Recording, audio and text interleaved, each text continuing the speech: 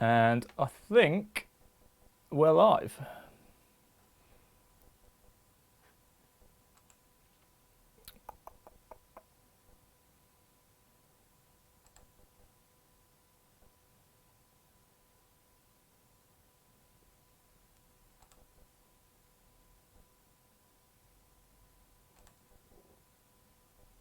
Yes, Duncan.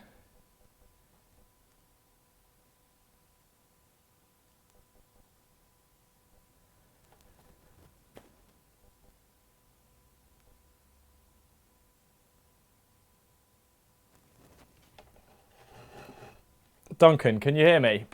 Give me a, I don't know. Just let me know if you can hear me.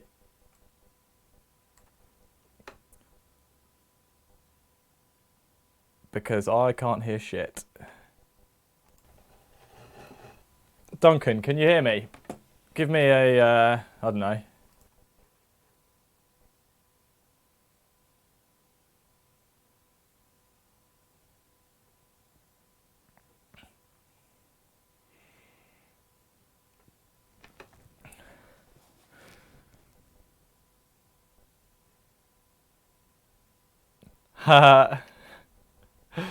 Nice.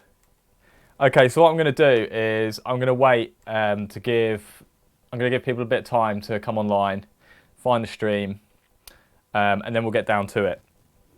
Also, I'm a bit out of focus. Hang on. I've got multiple streaming pieces of software here, which is pretty ridiculous. Okay. That should be a bit better.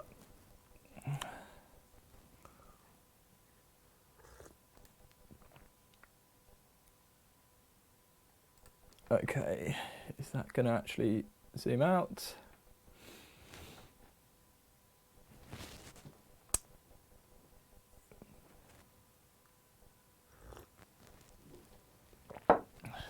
I'm not sure how many people to... Oh no! Right, this is going to be a problem. It's so hot in here today that the tape's just not sticking.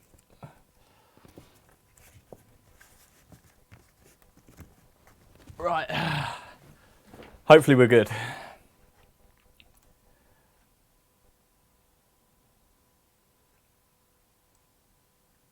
Yes, Gareth, welcome. Yes, Sandy. Hey, John D. Yes, wow. Oi, oi.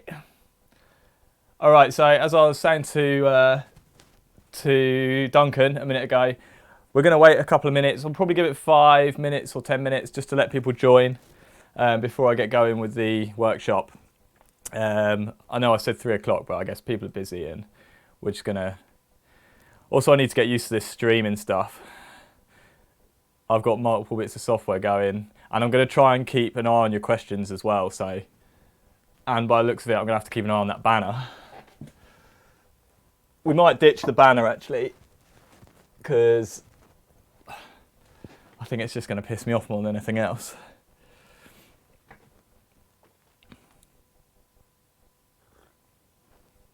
So I have no idea how long this stream is going to be. I've got a cup of tea. I suggest you do the same if you haven't already, or a drink of your choice.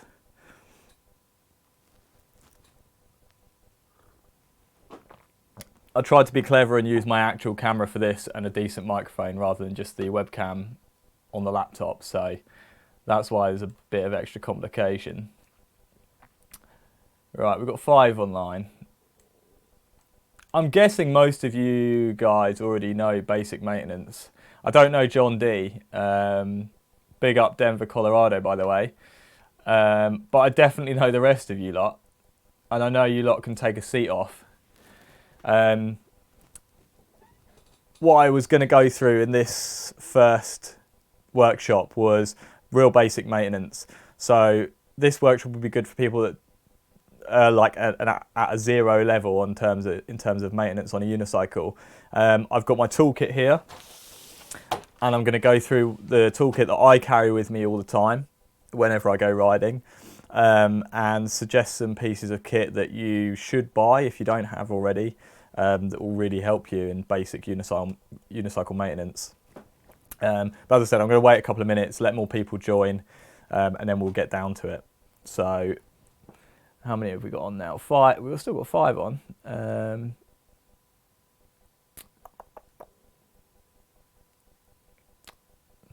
I'm glad you asked that, Well, because I'm going to go through pedals. It depends what kind of pedals. I'm not sure if you're trying to wind me up, but there are a few different types of pedals, but we'll get to that. That's going to be one of the last things, so you're going to have to watch till the end. Incidentally, I'm hoping that this live stream will be available afterwards, so you can come and watch it back, just in case you miss it for whatever reason. Hopefully you'll be able to come back, or if you want to see something again, that you'll be able to come back and watch it again as many times as you like, or skip to the parts that you want to skip to. I've got an orange bar on there. What does that mean?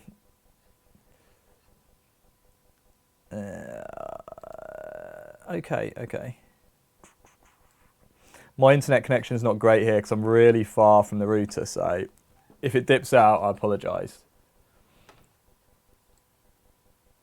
There's quite a bit of delay on this. Okay.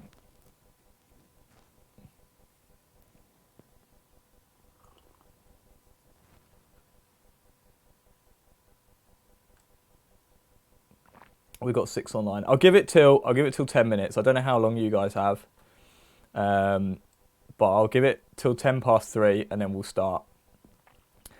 Simply because I want to get on with it. I don't want to have you guys waiting around. And also, if you have any questions throughout, there's a little bit of a delay, so I might have skipped ahead a bit by the time I get the question down here. But I'll try and answer as many questions as I can. So if you want to go through something again, or if there's something that you think I've missed or that I have missed, then just pop a question in the chat box, and I'll try and answer any questions as we go. I'll try and keep an eye on it.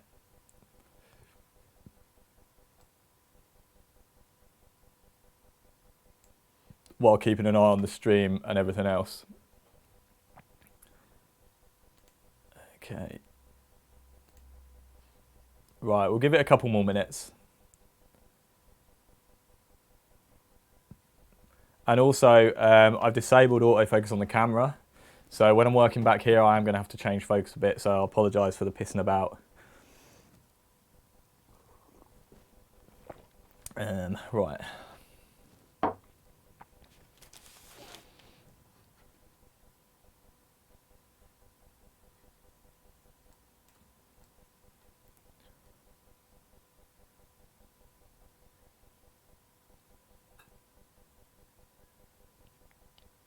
Okay, I think I'm just going to get on with it.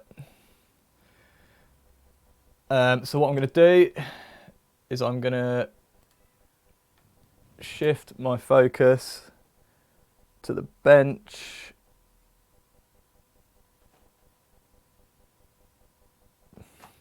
Hopefully that's good enough.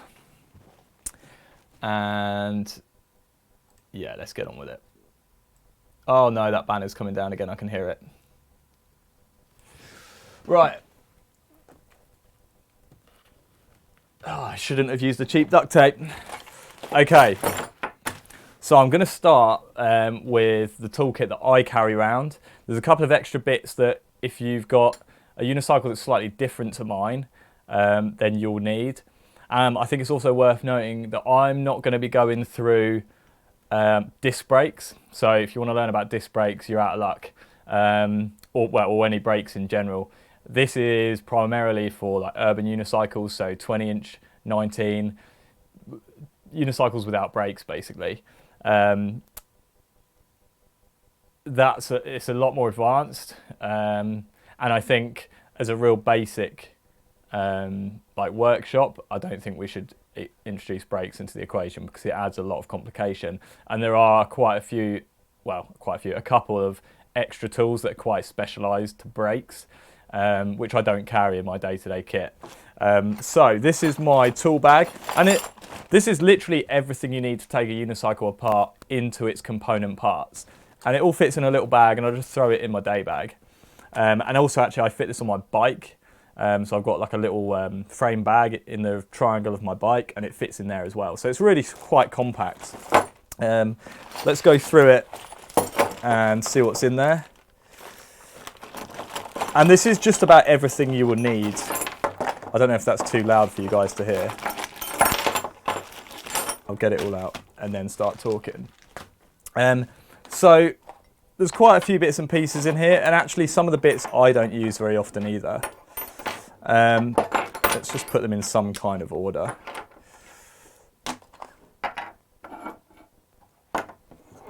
Okay, let's start off with the real basics. So this is my pump. I think you should have a small pump, even if you have a track pump at home, which I do, because it's much better, much faster for pumping up tyres with. But if you're out and about and you need to put some pressure in your tyre, or if you get a puncture and you need to pump it up from flat, I think a little pump like this is essential. This one was about £5, so what's that, about $7 or $8 from Aldi, I think. I've had it for years. It's quite a nice little pump. It's got a switch on it, and you can switch between high volume and high pressure, which is really handy, because a lot of the time these small pumps, they're really difficult to get any kind of decent pressure into a tyre with. Whereas this is the only pump I've ever seen with it. You switch it to high volume and you pump up the tyre, and as soon as it starts getting hard to pump, then you just flick the switch on the end, and it makes it a lot easier to pump. I guess it's got a valve in there, and it's got smaller or bigger holes on the air inlet, I don't know. But a decent small pump, like compact one, I think is a really essential piece of kit. Also, I've got a couple of puncture repair kits. I've got a couple because the patches probably ran out in one, and I just bought a new kit because it's probably cheaper or the same price to buy a whole kit. I'm not going to go through... Oh, my glue's leaking. I'm not going to go through repairing a puncture because I've done a tutorial about that already. It's on, I think it's on my YouTube channel. I'll put a link to that in the description afterwards if the video stays up. Yeah, really handy. I've come across a lot of people that can't repair punctures very well. I think it's a really essential skill. Especially if you're in the middle of nowhere. If you've got a 36er or a 29er or something and you're doing some serious distance and you're in the middle of nowhere, being able to repair a puncture is the difference between a really long walk or a nice pleasant ride back. So I've got a couple of puncture repair kits and lots of spare patches. That banner just fell down again. This is, I think this is actually Simon Berry's, so sorry Simon if you're watching. I don't know why this is in my kit. This is a pedal spanner primarily. It's got a 15mm open-ended spanner on one end, which for taking off standard pedals. But on the other end of this one, it's got a socket, or well, two sockets, and I think that's a 14 on this side and a 15 on this side. And that's for taking cotterless cranks off with, or crank bolts off with. Because they have a nut or a bolt in rather than an Allen bolt. So I think that's what they're for. I've never used them because I don't have any unicycles. Well, I do, but I don't use the unicycles with cotterless cranks anymore. And this also has a couple of Allen keys. I think that's a 5 and a 6 by the looks of it, which is quite cool because you don't need to carry a separate Allen key. As I said, this is Simon Berry's. I'm not sure why it's in my kit. I think it's Simon's anyway, because I have all these tools separate in my kit as well. So that somehow got mixed up in mine. But you can buy a similar tool like this from unicycle.com. They're really handy, and I'd recommend you get one of these if you don't already, because they're super handy. Okay, that banner's really having problems. I'm just going to check the questions. No more questions. And if there's any... Oh, there's still only 6 watching. Okay. Next up, we've got some Allen keys. We've got a selection. I've got two size 5s. I've got this one which is almost a right angle. Usually Allen keys are more like this. I don't know if you can see that very well. Is this in focus? Yeah, if I put it, oh, that's really having problems. Tell you what, I'm just going to lose this because it's really annoying. Also, you can see stuff better against that. Right, so normally Allen keys they've got a long bit and then a short bit. And obviously that's for getting leverage when you're undoing Allen bolts. I've got this one, which is almost a right angle. I don't know if you can see the difference there. But that's really handy, and I don't know where that came from. I don't know where I got it from. But it means you can put leverage, quite a lot of leverage, even if you're using it this way round. Not essential piece of kit, but I found it pretty useful. As I say, I don't know where that came from. I think I just found it somewhere. So I've got a couple of size 5s because a lot of bolts on unicycles are size 5 Allen bolts. And I've got a 6mm. I think KH bearing housings use 6mm Allen bolts. So I've got that just in case. I don't have a KH. Well, I do have a KH, but I don't take the bearing housings off very often. So that's the Allen keys. And I've got a couple of tyre levers. Technically, you shouldn't have to use tyre levers to get tyres on and off, but more often than not, you do. Some tyres and rim combinations can be really tight to get the tyres on and off. So they usually come in sets of 3. I've probably lost them or broken them.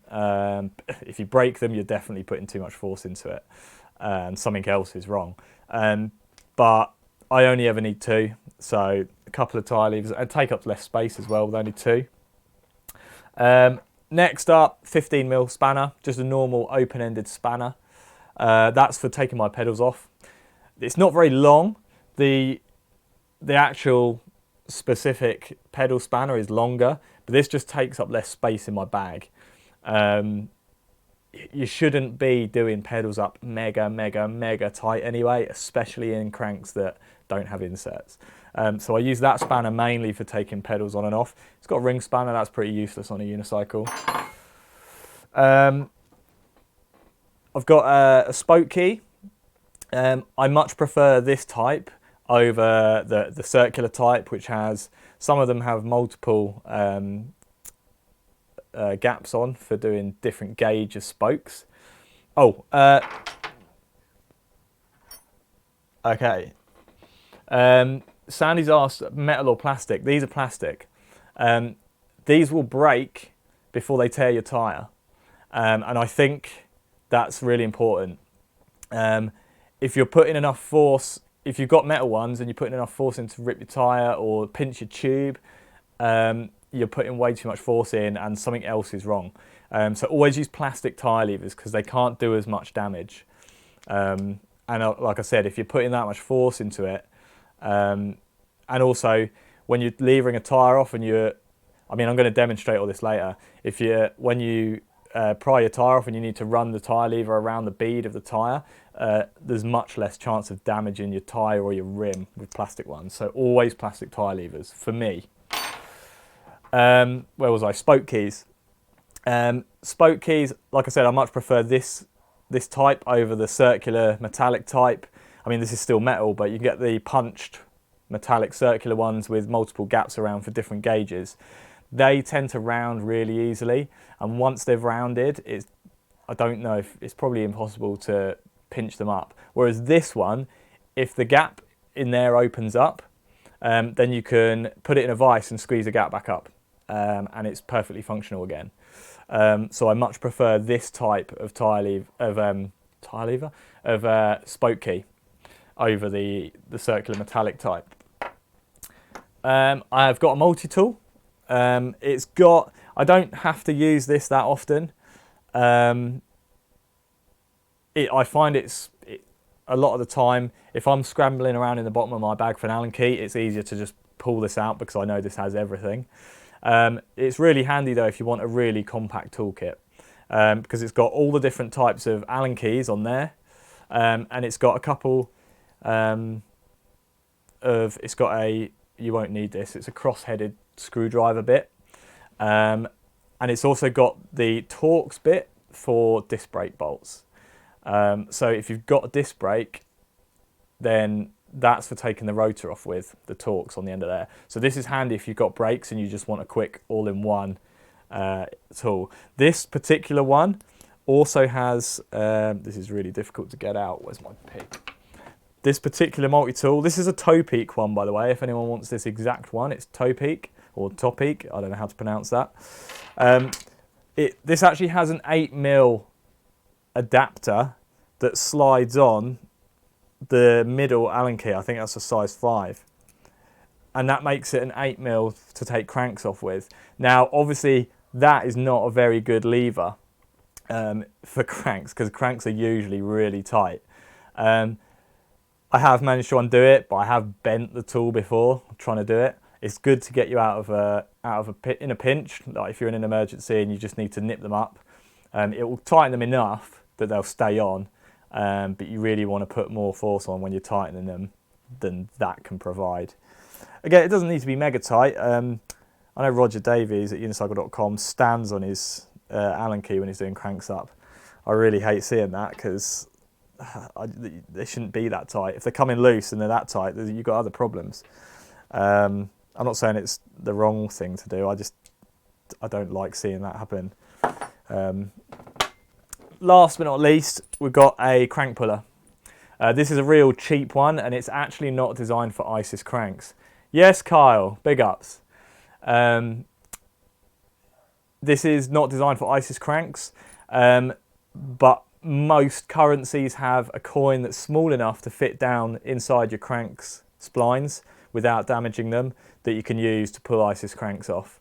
I really should. In fact, this used to be an ISIS one. I lent it to someone before I'd even used it, and they lost the little ISIS adapter. So my advice would be buy one of these which can do ISIS and cotterless, and you won't have any problems. I always have to use coins to get my cranks off, which we'll do later.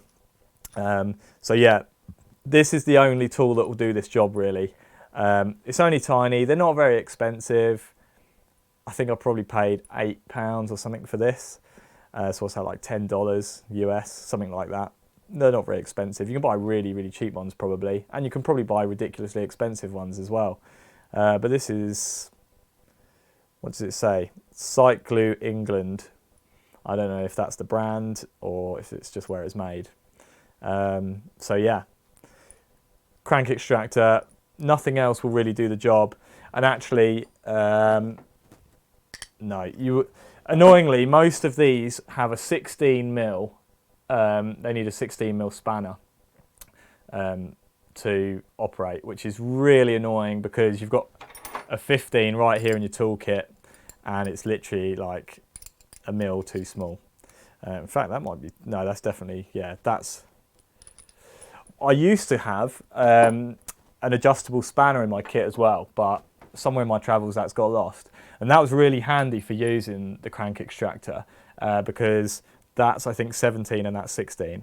So it starts building up when you've got a 15, a 16 and a 17mm spanner in your toolkit. So just carrying an adjustable round is also really handy. But thankfully, you shouldn't have to take your cranks off that often mid-ride. So I usually do that when I'm at home in the workshop. So, yeah, I agree, Kyle. Crank puller is a must. But yeah, I try and avoid taking my cranks off when I'm out and about because usually you're just either in a rush and you'll piss it up, or I just find it's much better to do at home when you've got some time and you can, because it's so easy to mess the threads up on the cranks by screwing that in just a little bit on the piss. So yeah, I carry it with me, but I try not to use it unless I have to. Right, let's get down to some unicycle stuff. So what I'm going to do, I'm going to start with, well, let's get these tools out of the way to begin with.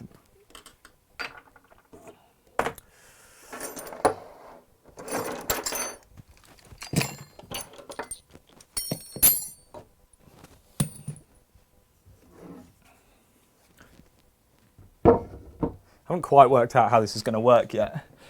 So Oh, and Duncan says the UDC crank puller has an Allen keyhole, which is, yeah, that's way better than using spanners. Mine's just a cheap crappy one, probably off eBay, so that's why mine's like that. So most of you guys are going to have ISIS unicycles. I don't know if there's anyone else. John, I don't know John D. So I'm going to cover both ISIS wheels and non-ISIS wheels as well, though. And I'm going to start from the top down. So a lot of people will have removable covers. I've got a removable cover on this one. But most beginners probably won't want to mess with their seats. I'm going to take this one apart. Oh, I don't know if I will. I will take this one apart. I've got a carbon base, which I bought from L. Bateman, and he drilled it so badly that I can't actually get one of the handle bolts in the insert because it's on the piss so bad. So I don't really want to take my seat apart. I'll take it off. Let's get a size 5. So most seat post clamps are a 5mm Allen bolt. Obviously, you can get quick release ones. This is just a single bolt clamp. You can get double, you can get triple, I think, as well. So before we go any further, I don't want to teach you guys to suck eggs, but righty tighty, lefty loosey. Always remember that. The amount of seat post clamps I've seen that are stripped because someone's got confused about which way to do the bolt. It's unreal. So anti-clockwise is to undo. Clockwise is to tighten. So let's just loosen that. You don't need to do it loads, just a couple of turns, not even that sometimes. And then your seat post should slide out easily. Now, let's have a look at this. I'm going to try and focus around here somewhere. Let's go with that.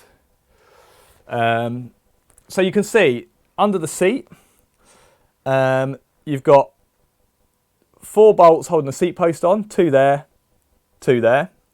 You've got 2 holding the seat bumper on, and there should be 4 holding this handle on the front. Now you can see I've got one missing. Like I said, my carbon base, this is a carbon fibre seat base, has been drilled so badly I can never get one threaded in there. I don't pull up on my handle that much. I don't do flips or anything. I do gaps and grinds and that's about it. So it's not too much of a problem for me, but really you should have 4 in there. And these are 4mm. Usually these are 4mm. So if I just grab my multi-tool,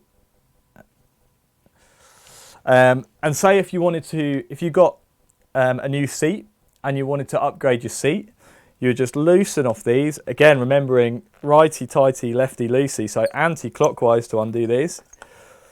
And also this multi-tool, it is a bit of a faff because there's a lot of, it's very chunky. And if you're undoing stuff like these bolts right next to the seat post, sometimes it actually gets in the way when you're trying to undo stuff or do stuff up. So sometimes just having a normal Allen key is better. All right, so these are loose. No, they're not. Oh, they always feel right. Finger tight now. So you just have to chat amongst yourselves, guys, while I do this. So once you've got them loose, you should be able to do them with your fingers. And actually, I've just remembered I should have brought some grease. I don't know if you can see that. That is so dry. No, you can't see that. Again, you don't need to do these up super tight. You don't want to strip the inserts in your seat, especially if you've got a non-removable cover, because you'll have to take your seat apart and repair it. Oh, this is time consuming. Right, if we've got any questions. I need an old bumper. Oh, we've got a lot of questions, hang on. No, it's not a Pit Fighter 3. Once bought some old school groovies, extractable bolts in them. Got crank shit stuck. Oh no, Sandy. Sits on a shelf to me. Yeah. Wow, this seat post is an Impact. It's Impact all-in-one, I think. I just polished it. I just machine polished it. I think it's an all-in-one. I can't remember. It's old anyway. So then, once you've undone those 4 bolts, the seat post should come away. This particular post is the same. It doesn't matter which way you put it. Some seat posts have longer slots, or they have more material on this side than on this side, just so you can tilt the seat and put it however you like. Not so much with these posts, but certainly with some older posts I've seen that. So that's how to take your seat post off your seat. So if you want to change your seat, you just put your seat post on, line up with the holes, put the bolts back in and tighten them up. I said I wasn't going to take my seat apart. I will take my seat apart in case there's any of you that want to either change your seat base or change your bumpers or whatever for whatever reason. Some I've just seen Uni Extreme wants to put an old new bumper back on. Also, it's worth mentioning that with a carbon fibre base like this, you need something to go between the post and the base. Because if you tighten your post straight up to the carbon and it can dig in, with carbon fibre, if you get the slightest nick in it, it will significantly weaken the carbon base. Practice what you preach, Ed. The only thing I have is the Velcro on this base between. There's probably enough just to keep it away, but really you should cut a piece of inner tube out or a piece of rubber or something like that, just so that the metal of the post doesn't actually come into contact with the base. And that's really important if you're running a carbon base like this. And also, if you've got a removable seat cover like this is a Mark Fabian one. This is actually a custom one for the Rally Burner Unicycle. Then you'll have some Velcro, and the Velcro should go underneath the seat post. So that the Velcro just does up and it goes flat against the base, and then the seat post actually holds it tight. So let's get along with tearing this. So normally you'd have 4, I only have 3 bolts. So if you wanted to change your front bumper or your handle, or if you've just got a front bumper on it and you want to put a handle on it, then it's quite straightforward. 4mm Allen key if you've got bolts. Some beginner unicycles, and I'll show you this in a second, some beginner unicycles have 10mm bolts or nuts. So I'll show you this with this one, and then I'll show you it with a beginner one as well. So again, you have to talk amongst yourselves. I'm going to get all these bolts mixed up now. I'll never be able to get these back in straight. Really, I should have a socket, a ratchet and an Allen key bit in it that speed this whole process up. But I wasn't ready in time. So you'll have to watch me undo Allen bolts for a couple of hours. And I'm not actually going to go ahead and put this back on because that will take way longer than we have now. And it'd probably be me struggling to thread these in properly for half an hour. So that's all 3. You should have 4. So you'll see like that's still being held in. These are quite often fairly tight, especially if you've got a carbon base like this. And then it comes out like that. And you'll see that the base, the handle is shaped and it's got a ridge. I don't think the new Impact ones have this. But there's like a ridge here and a corresponding trough here. And that is to go around the edge of the base. I don't know if you guys can see that. Yeah, and Wout's just mentioned if your cover doesn't have any Velcro, then a shoelace is a really good idea. I don't actually have a base cover with a shoelace on it here. I do have one, but it's not right to hand.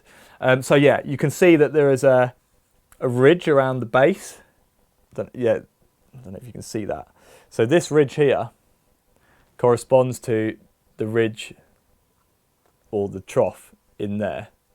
And you can usually use that to line the holes up pretty well. And then once you've lined the holes up, you just put the bolts back in. This is assuming you had a bump, just a normal bumper, like a flat bumper on the front, and you wanted to change it to a handle, or if your handle's broken and you want to put a replacement on.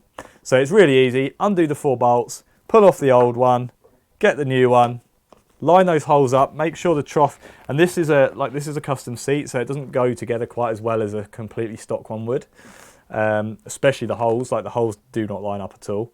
And then put your bolts back in, do them back up. You don't need to do them up mega tight. You don't need to be leaning on them. You just need to nip them up until it feels like they're not going to be able to undo by themselves.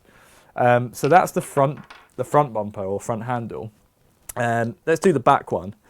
Again, if you can do the front one, you can definitely do the back one. It's really easy. 2 bolts. I think all bumpers on back bumpers are 2 bolts, even like old Lerner Miata bases and stuff.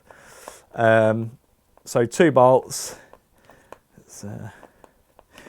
And when you're doing these, when you're putting this back together and putting these bolts back in, it's a really good idea just to put a light dab of grease on them. It will make them go in so much easier, and you'll actually be able to tighten them more, and they'll stay tighter. Oddly, I don't know why. I should know because I was an engineer. So again, bolts out.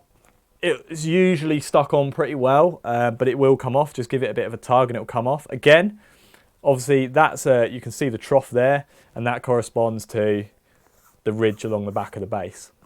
So it fits over the top. One thing that's usually quite annoying when you're fitting a new cover, or if you're changing the cover, is the material will quite often cover the bolt holes.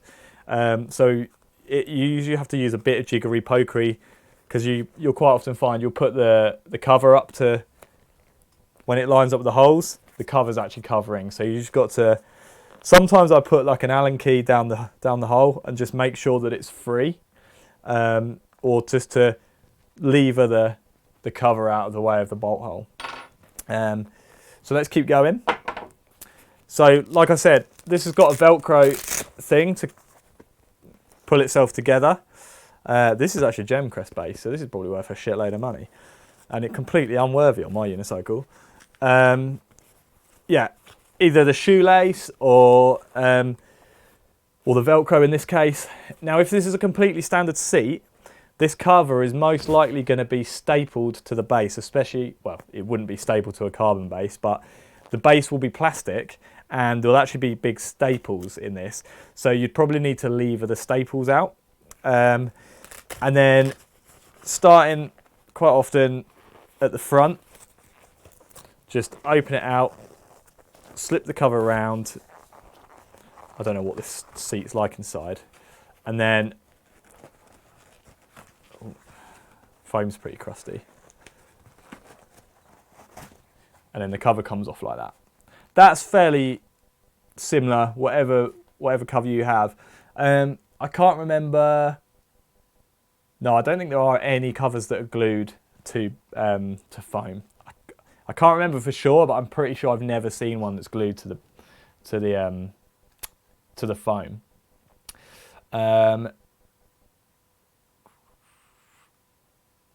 Right. Also, sorry, just checking questions, guys. Don't know about the new carbon base, so don't ask me. Yeah, there's also there are 2 shapes of bumper. In fact, I've got a seat down here which probably has the other shape on it, which I'll go into in a sec. Yeah, Cam's answering the questions about the base, because I don't know, but Cam does.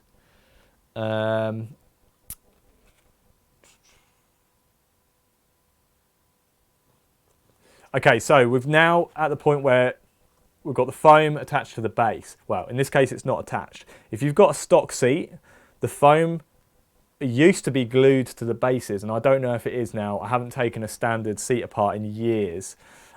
So I don't know whether foam is still glued to bases. Mine just comes off because this is a custom seat and I've had to disassemble it and put it back together multiple times. My foams are in a bit of a sorry state, but the cover holds it all together, so that's fine. And like I said, with stock seats, it's been shaped a bit as well. Stock seats might be glued to the base, and it's a bit of a pain in the arse to get off without damaging it, and that's potentially why that's ripped. Usually I find if you have like a Stanley knife or something, or a scalpel blade, you can get it down in between and just prise it and then work from the back and sort of push it up and work your way forward, and eventually it'll come off. Like I said, I don't know if the foam is still glued to bases. It's been a long time since I've had to take one apart that's completely standard. This is my base. It's not the worst of my carbon bases, if I'm honest. I've got one that I've dropped with no bumper on it, and it's all splintering away on the back. But this has had some extra duct tape there's some foam under there that I've put under there and taped it just so it's nicer for like a seat out grip. In fact, that's on the wrong side. Why is that? I don't know. This is my street unicycle. I don't use this with a seat in front grip very often.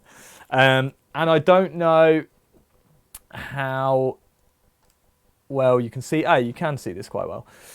If I bring this closer actually, and let's... so this is the inserts.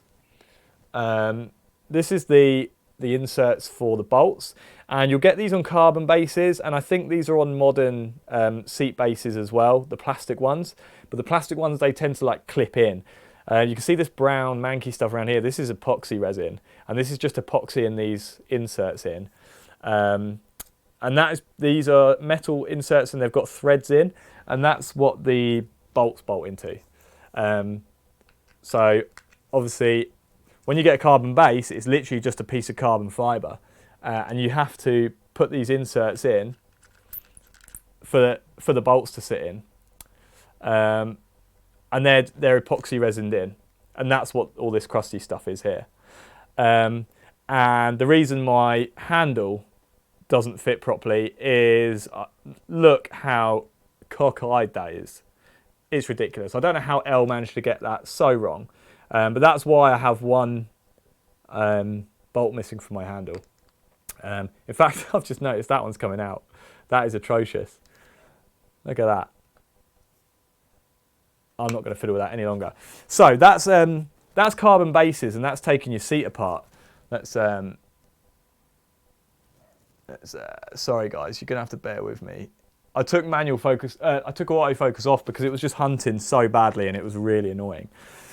So that's like a custom seat. Let's have a look at a standard seat that you're probably going to come across on a beginner unicycle.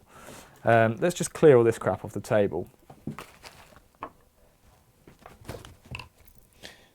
I'm going to have some fun putting my unicycle back together later on.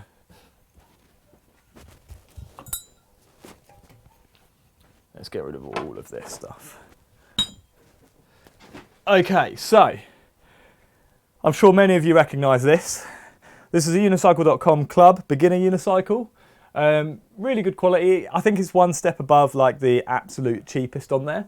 I use these for workshops, and they're really solid unicycles. It's fucking heavy compared to my ISIS one, but they're really solid. They're really good for adults to learn on, because usually if you have like a real cheap beginner's unicycle, they're all right for kids, but as soon as adults start using them, cranks start coming off and everything, and they're just a false economy. This unicycle has a quick release seat post clamp, and that's really good for a beginner's unicycle because a lot of the time they get passed around. You've got different people using them, and it's just really handy to be able to lower and raise the seat really quickly. So just in case you don't know how to use a quick release seat post clamp, and I see so many people over tightening these, and they really don't need to be mega tight. You're in danger of snapping the bolt on them. So what you want to do is just pull it out and open the lever out, and that is now released, and that should come out. This is actually a bit tight because I haven't used this unicycle in ages. But what you should do to adjust these, there's a little like twist wheel on the back, and it's just knurled, so it's only designed to be done with your fingers. And what you should do is you should just tighten this up until it starts binding up till it becomes a bit harder to tighten with your fingers. And then that should be tight enough that when you, let's get this back in view a bit, that when you push that lever in, it should only be getting tight around there. If it's tight and the lever's out here, this knob is way too tight and you need to back it off a bit. So anti-clockwise, sorry, I'm looking down at the screen. I'm aware I should be looking up here. You need to back this lever off a bit if it's really tight. I'll give you an example of it's too tight. So let's do that upside. That's as tight as I can physically do it with my fingers. And now when we come back here, like that's tight there. I can barely push that. That's way too tight. So if we come around here, anti-clockwise, oh, if I can back that off a bit. These work on a cam. So the tighter this is, if you really can't undo this knob, try pulling this, try undoing this lever a bit, and it should slacken off that knob on the back. So, right, we've got that nice and loose now. So with the arm at sort of like that position, tighten this knob clockwise until it just starts getting tight. Let's go back round here. Now that's quite easy, but that should be enough to grip the seat post. And if it's not, if you're still getting your seat twisting, come back, undo the lever first, give it a quarter of a turn on there, come back and tighten it back up, and that'll be tighter. You don't need to do these up mega hard. And if your lever is so tight you can barely press it and it's like out here somewhere, then you need to slacken off this knob a bit. Try a quarter of a turn at a time until you can get that lever till it's almost touching the seat post. And that's how you properly adjust a quick release seat post clamp. So let's just pull this out, and this is quite rusty because I don't use this.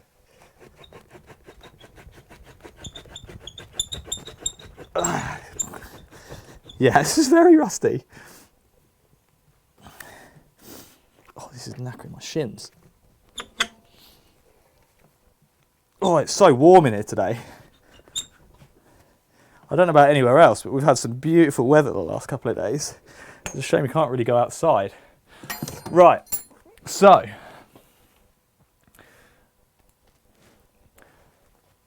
you'll see now the difference between like a custom seat or a seat that's on a high-end unicycle like I just showed you, and a seat that's on a beginner unicycle or like a lower-end unicycle. These have nuts on instead of Allen bolts, and these are almost always 10 millimeters. I've never come across one that's not 10 mil. And for that reason, I used to always carry a 10 mil open-ended spanner around with me. Now I don't carry one of these anymore because I don't have any seats on my unicycles except these beginner ones that have these 10 mil bolts. And it's exactly the same principle as before. Oh, and you'll see I've actually got a missing nut there. These bolt holes are they're probably exactly the same as the bumper on my other one. And I mean, these have got handles on, they don't have bumpers. Usually learner unicycles like this come with just a bumper on the front instead of a handle. But even the bolt pattern should be the same, so you can swap and change. The only difference is the rear bumpers on some of the older KH seats, I think. Don't quote me on that, but I think it's the older KH seats. And the front handle on a Miata base. I'm not an expert in seats, but I'm pretty sure they're the only ones that won't be compatible. And I know some really cheap Chinese eBay ones have tiny handles with tiny bolt hole spacings as well. But for the most part, if you're buying from unicycle.com or any of the other reputable unicycle shops like Mad for One, the bolt holes should all line up and be the same. Like I said, other than maybe the old KH ones on those rear bumpers. But again, it's the exact same principle. To take the seat post off, it's just anti-clockwise to undo. with your open-ended spanner, or, well, that's the ring end of the spanner in this case. And these are usually nylock nuts. So there won't be a point where you'll be able to do them with your fingers, which is really annoying. But it helps keep them tight. And like this one on the bottom, the reason this is missing is because these are capped and they don't have the nylock locking mechanism on them. And that has probably come loose and then vibrated off and been lost. Because these get dropped so many times when I'm running workshops. Really, I should put nylock nuts on all of these so they stay tight when they've been dropped 8,000 times in one day. But yeah, if you've got one of these beginner unicycles and you're learning to ride and you're at the stage where you're dropping it a lot, you just want to make sure that these stay tight if they're not nylocks. The nylock nuts are these ones, and you can usually see, these are white, so it's hard to see. A lot of the times it's blue, and you can see the nylon just between the thread and the inside diameter of the nut there. You can usually see that it's nylock. I'm not actually going to take this apart, I'm just going to do these back up. But it's just so that you could see the difference between this style of seat and the other style of seat. So I won't do these completely back up. And also you can see that this cover is attached using staples. So this cover is stapled. So if you wanted to replace the foam or change the foam on this, you'd have to get a staple remover or like a small screwdriver and lever these out. And then you'd just be able to pull this cover off then. It would just peel off. This base is some crazy base. The handle actually says Unior on it. And it's a DDK base. It's just a DDK base, which is fairly common, but it's smooth. A lot of higher end unicycles have this like mottled effect on the base as well as the bumpers. This doesn't. This has just got a smooth one. But yeah, if you wanted to take the cover off, you just take all those staples out, take the bumper off and the handle, and then the cover would come off and you'd be able to access the foam exactly the same as the other seat. But like I said, there's a possibility that this foam is actually glued or adhered to the base somehow, so you'd have to break that bond. And that's where often the foam can get damaged. So that's like a beginner unicycle seat. That's off the unicycle.com Club Unicycles. Most beginner unicycles I've ever seen have been like this. So if you're only just getting into unicycling and you've just got a reasonably cheap unicycle off eBay or from unicycle.com, this is probably what you're going to be looking at rather than the one I went through a little while ago. So that's the seats done. We're going to moving onwards, and I'll repeat again, if you've got any questions, please put them in the chat box. I'm trying to keep an eye on the questions as they come through. It looks like people are just kind of like chatting. But yeah, if you've got any questions specific to what I'm talking about, then just pop them in the box and I'll try and answer them if I can. Is it worth going through seat post clamps?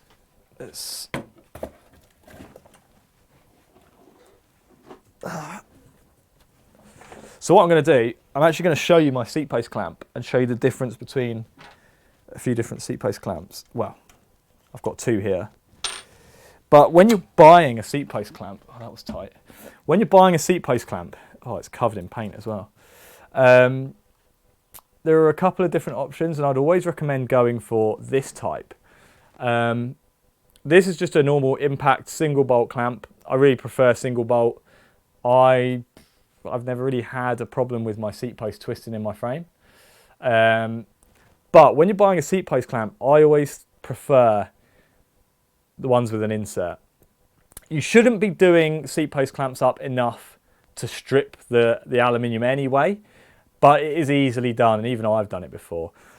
So this seat post clamp, it's made of aluminium to keep it lightweight, but if you just undo that bolt completely and take it out, that's the bolt that you use to tighten it up with. There's actually this little insert, and it drops out. It should drop out. Just push it out with the... You'll see it comes completely out. And that is actually what has the thread in it. Let's I can't focus that closely. Okay. There we go. I don't know if you can see that, but that is actually what has the thread in it, and that is made of steel. So it's you can tighten it much harder than if you were just tightening into aluminium, because the bolt is steel. So you can tighten it much better. And I always prefer to get seat post clamps that have this, because it's a lot easier to tighten up your seat post clamp without it stripping. You shouldn't, like I said before, you shouldn't be tightening these up mega tight anyway.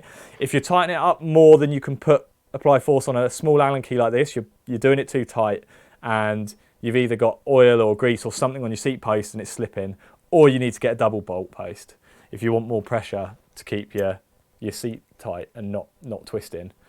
Then yeah, get a double bolt or something. But yeah, I always prefer these ones that have the steel insert, just so you avoid over tightening your seat post clamp. Right, so let's refocus somewhere that's not. Okay. And also, obviously you've got quick release posts as well, quick release clamps as well. I'll try and take this one off. For some reason, it's not been off in years. So there we go. So on the club unicycle, you've got this quick release seat post clamp. Already been through all that. I probably should have demonstrated that off the unicycle, to be honest. But yeah, that's a quick release clamp. They're slightly chunkier, a little bit more unwieldy than a nice little clean single bolt one, but does the same job. Really good if you need to adjust your seat post height all the time. So moving further on, we're now left with just a unicycle without the seat. And this is probably going to be a bit awkward now, because I've taken the seat post out, and we use that quite a lot to brace. So pedals. I'm going to take the pedals off now. There are two sizes of pedals. 99% of the time, you're going to, I cannot remember the pedal thread sizes, but 99% of the time you're going to come across this size, which is on most cranks. But there is, if you've got really old cranks and really old pedals, there is a smaller pedal thread, and you can't screw the wrong one into the wrong size. But it's just something to be aware. If you've got really old cranks and you're trying to upgrade your pedals, double check what size pedal threads you have, because modern pedals probably won't fit in really old cranks because they'll have the smaller thread size. So I'm going to use Simon Berry's tool because I've got it and it's a bit longer than mine. This is the only part on a unicycle. I'm going to just keep an eye on the question section. Sorry, bear with me. Oh, so yeah, Sandy's asked, what could you use to stop a post slipping in a tight double bolt clamp? Talcum powder. If it's slipping I mean, how is it slipping, Sandy? Is it when you're doing spins, like big spins or something? If it's slipping in a double bolt, that's insane. Maybe try a triple bolt. Yeah, I would try degreasing it thoroughly, because even though you can't see any contamination on there might be like a thin film of grease on it or something. So I'd try degreasing it, and then yeah, maybe put like chalk dust or something on there. And yeah, if that doesn't work, try a triple bolt, I guess. I'm not too sure. I've never had a double bolt slip. I've always, I used to have a problem on my Muni when I was doing downhill, and you're pulling a lot on the seat, especially when you need to change direction on a steep downhill. I would get like mega slippage on my seat post, and I'd just wrench the seat around. And I stopped that with a double bolt. But I've got a quick release, a double bolt Nimbus quick release post on clamp on that, and it does the trick. So yeah, I'd say yeah, try degreasing it. Put some chalk dust on it. Talc powder is actually banned now, by the way. And if that doesn't work, go triple bolt, I guess. Yeah, I'm not really sure. So yeah, what I was saying is, I'm not sure if I'm going to be able to pull the cranks off of this. Not live on air. This is the only part of a unicycle that has a reverse thread. So this is probably one of the most common questions we get from beginners. Why have my crank or pedal thread stripped? And it's because the left-handed pedal has a left-handed thread, and that's to stop it from undoing when you're riding forwards. All bicycles are the same, so it's no different. It's not a special unicycle thing, but I guess if you're not that into bikes before, then you probably wouldn't know that. So let's take the pedals off. Now these are just, these are actually QX series. Yeah, these are QX series.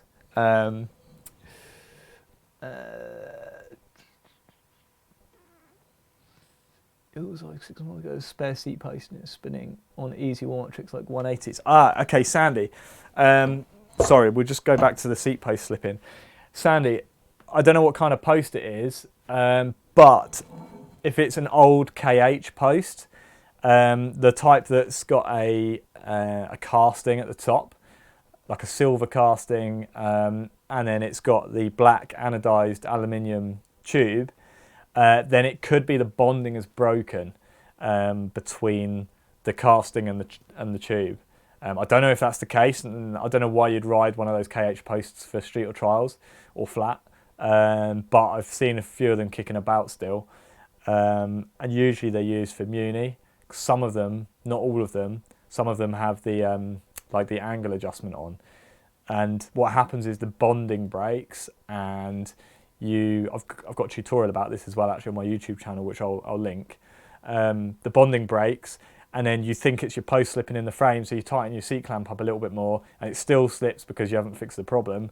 You tighten your seat post clamp up a bit more, and you basically keep repeating that until you snap the bolt in your seat post clamp or you strip the seat post clamp entirely.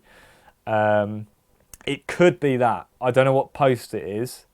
But it might be that, so check. If it's a KH post and it's the one with the press casting in, check. And if it is, then go and watch my tutorial. You can drill a hole through and put a pin in it, and that will sort it out. I don't know how robust that is for like flatland and street tricks, but it certainly works for Muni. So it's worth checking if it's a KH post. So let's get back to pedals. So like I was saying, right hand pedal has a normal thread, so anti-clockwise to undo, clockwise to tighten. Left hand pedal has a left hand thread, so it's clockwise to undo, anti-clockwise to tighten. So let's start with the regular one. Again, your pedals shouldn't be so tight that you need to like put all your force into undoing them either. Having said that, let's see how tight these are. And you can use physics to your advantage when you're undoing pedals like this. I always put the crank away from me, so your spanner is like counteracting the force that you're putting through it that's trying to spin the wheel. If you were trying to undo it, if I was trying to undo it like this, all this force is trying to twist the wheel, and it's going in the same way that the crank would be. If you do this, you're pushing down through the center of the wheel, and it doesn't, that's really uncomfortable told, and it doesn't, the wheel tends not to want to move so much, and it's easier to hold it in the same place. I don't know if I'm in focus here. Oh yeah, not too bad. So I always try and put the spanner that way round as opposed to that way round, because obviously you're going to want to push it this way and it's going to want to twist that wheel. So when I'm undoing pedals, I always do this, and it makes it a lot easier. Now, I've never had to do this on a bench before, so this is a bit awkward. Like I said, you don't need these to be mega tight, and these are mega tight, probably because they've not been taken off in ages. This is awkward as hell.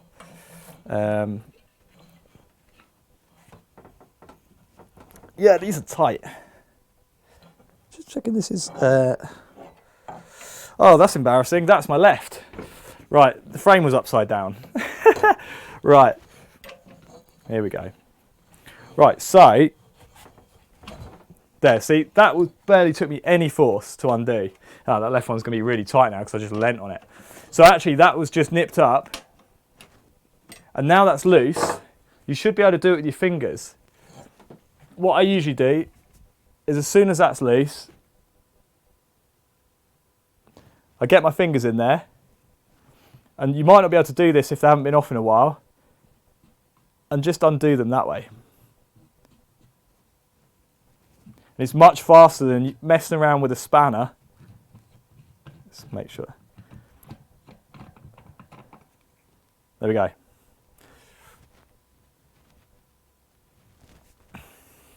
So that's the right one. Let's get this in focus. I don't know why it punches in like that when I change focus. Right, so this is the left-hand one. So like I was saying, this is an opposite thread. I've just been leaning on this like an idiot, trying to... And sometimes the way the flats are on the pedal, you won't be able to use that trick that I was talking about before. I mean, that's sort of okay. It'd be better if it was... That's better. So this is a left-handed thread, so I'm actually going to do it clockwise to undo it. Like I said, I was just leaning on that load, so it might be a bit tough now. There we go.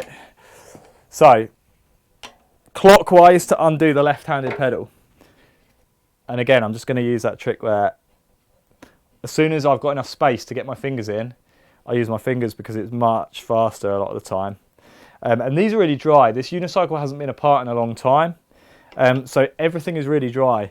And I strongly recommend you buy a tub of grease. It's not expensive. Just buy a tub of grease. Let's punch it on these. You can see those threads are quite dry. And really, they want to be greased. Because like I said, if you put a bit of grease on, you can actually get them a little bit. They won't come out as easily, bizarrely, but that's how grease works. Well, oh, I just took a photo there. Oh no, what has happened? Okay. So yeah, these are just plastic pedals. These are QX series ones. Didn't even know they were QX if I'm honest. So yeah, 15mm spanner. If you've got one of these, it will be 15mm. But these are, I don't think I've ever come across a set of pedals that aren't 15mm before. And these ones have got like two flats on. They're flat across there and across there. And then they're round for the rest of the, I don't know if you can, how well you can see that. But yeah, they've got a flat there and then they're round and then they've got another flat on the other side. Some of them are a complete hex, like a normal nut would be. But most pedals I've seen are like this, with just two flats. So you can only put a spanner on it one way round. So it's really important you use a 15mm spanner, or a spanner that's the right size. If you use an adjustable and you mess this up, on these types of pedals, you've only got one chance because there's only two flats. So it's really important to use the right size spanner on pedals. Especially if they've been on for ages or they're really tight.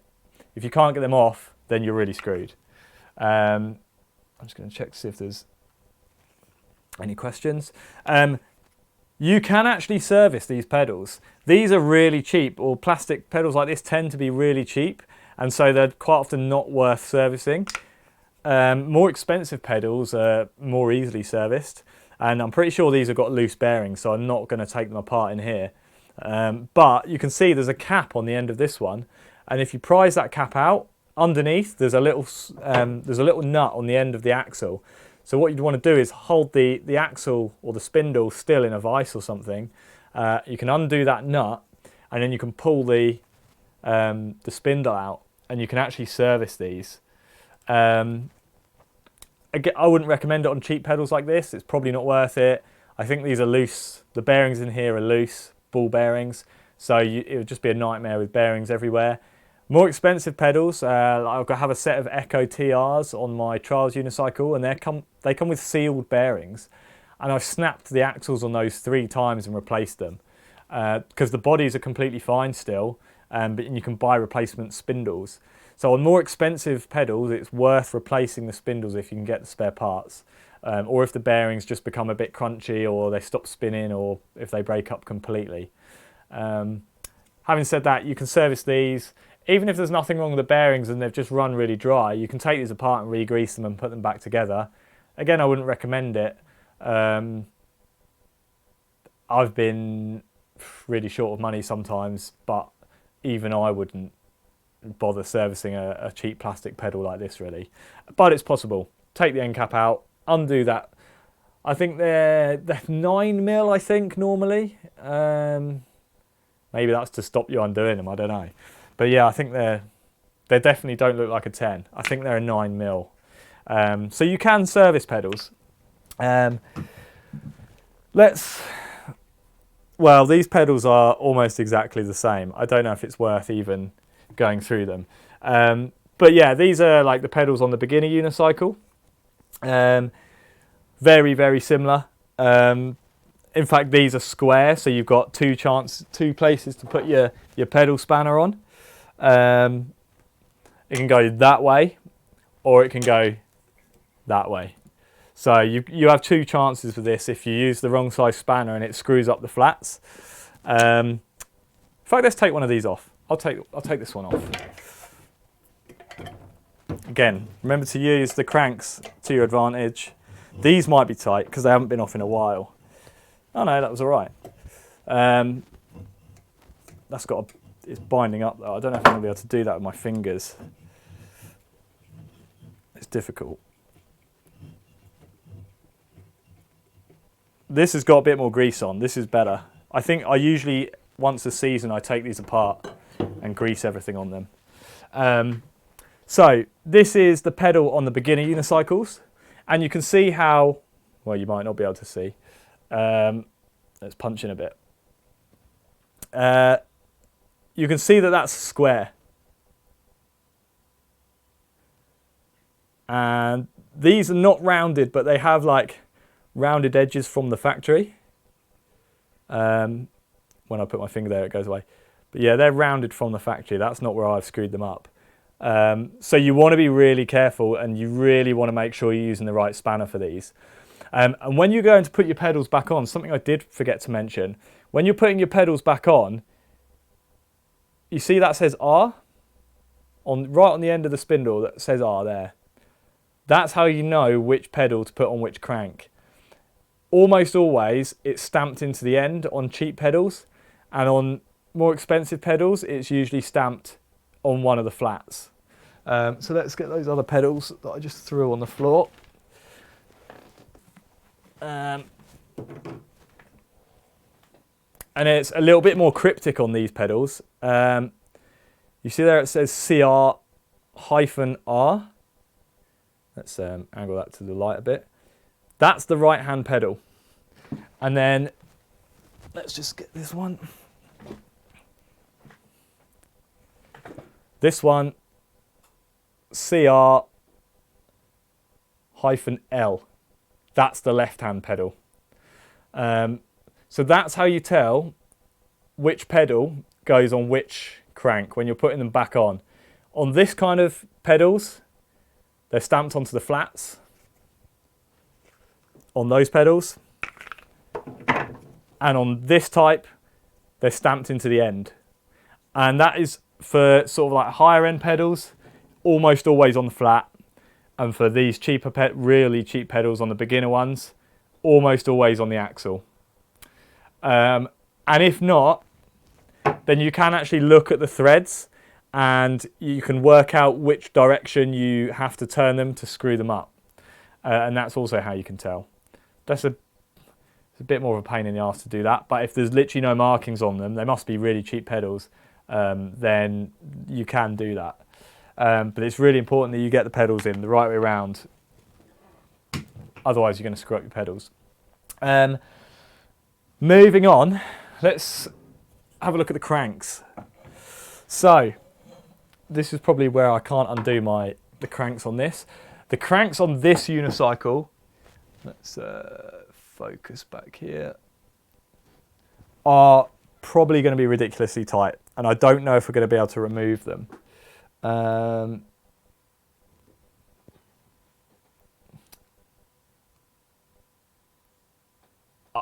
Simon Berry asks, oh yeah, yeah, that's an important point.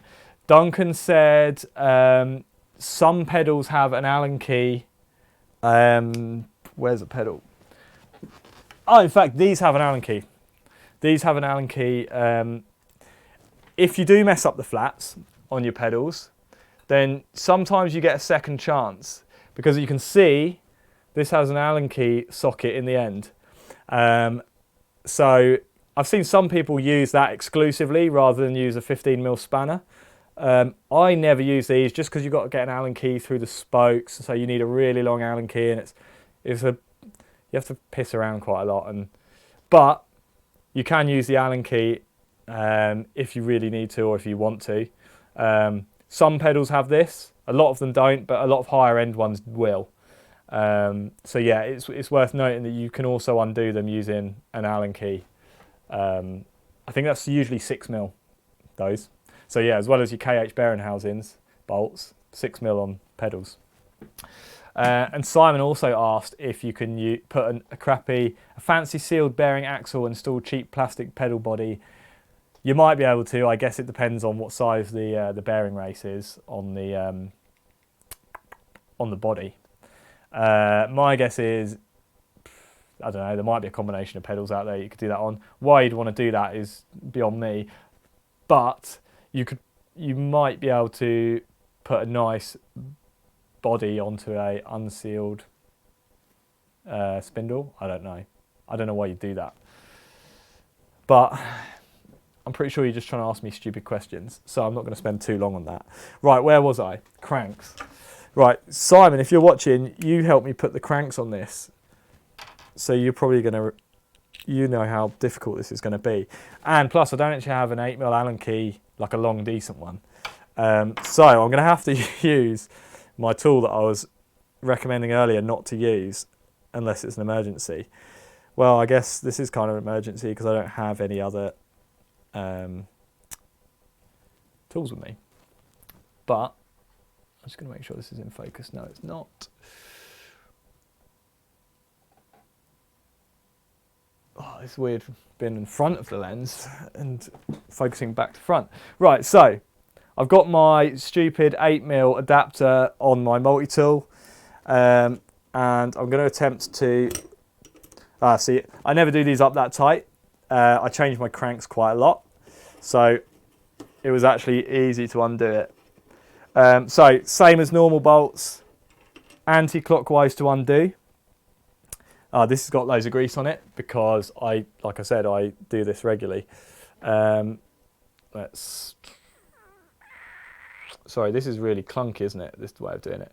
So you can see that, let's just move that into focus rather than the other way around. You can see that there is grease on there. It's nicely greased. I changed my cranks a lot. These are hollow bolts. They're standard ISIS crank bolts. If you have a beginner unicycle, these are going to be different, but we're going to go through that in a minute. So yeah, 8mm Allen adapter on my multi-tool. Just goes in there, and yeah, anti-clockwise to undo. And that leaves you, let's just refocus. That leaves you with a hole through into your axle, and I've got titanium hub on here, so it might be difficult to pull this off because it's bloody tight, but we're going to give it a go anyway. I remember at the beginning, for those of you that were here at the beginning will remember I was talking about my crank extractor with a missing ISIS adapter. I usually resort to 5p pieces when I'm pulling my cranks. If you've got the proper adapter, then you won't have to do this. But if you only have an old non-ISIS crank extractor, or if you've lost the bit like I have, you'll have to bear with me. literally tipping out my change jar. What's that? Oh, a dime. Okay, so if you're in the States, a dime is probably going to do this as well. But I know for sure that a UK 5p piece will fit inside an ISIS. Let's see if a dime will do it actually. Will fit inside. Oh no, that's going to jam. No, a dime won't do it. Don't use a dime. Have I got any 5p? Probably not. Oh no, here we go. Right, so that's a UK 5p piece. They're quite small, but they fit down inside an ISIS crank. I just realised this is probably a bad thing to teach people in a unicycle maintenance workshop. Anyway, a 5p piece will fit down. Sometimes they bind up a little bit, but you can usually punch them out a bit relatively easy. And I guess it depends on the cranks, the particular cranks as well. This isn't actually going down very easily. But we're going to try anyway. So, crank extractor is threaded. It has a thread here. I'm not going to piss around with the focus. Right, so you can see it's threaded on here. So basically this thread threads into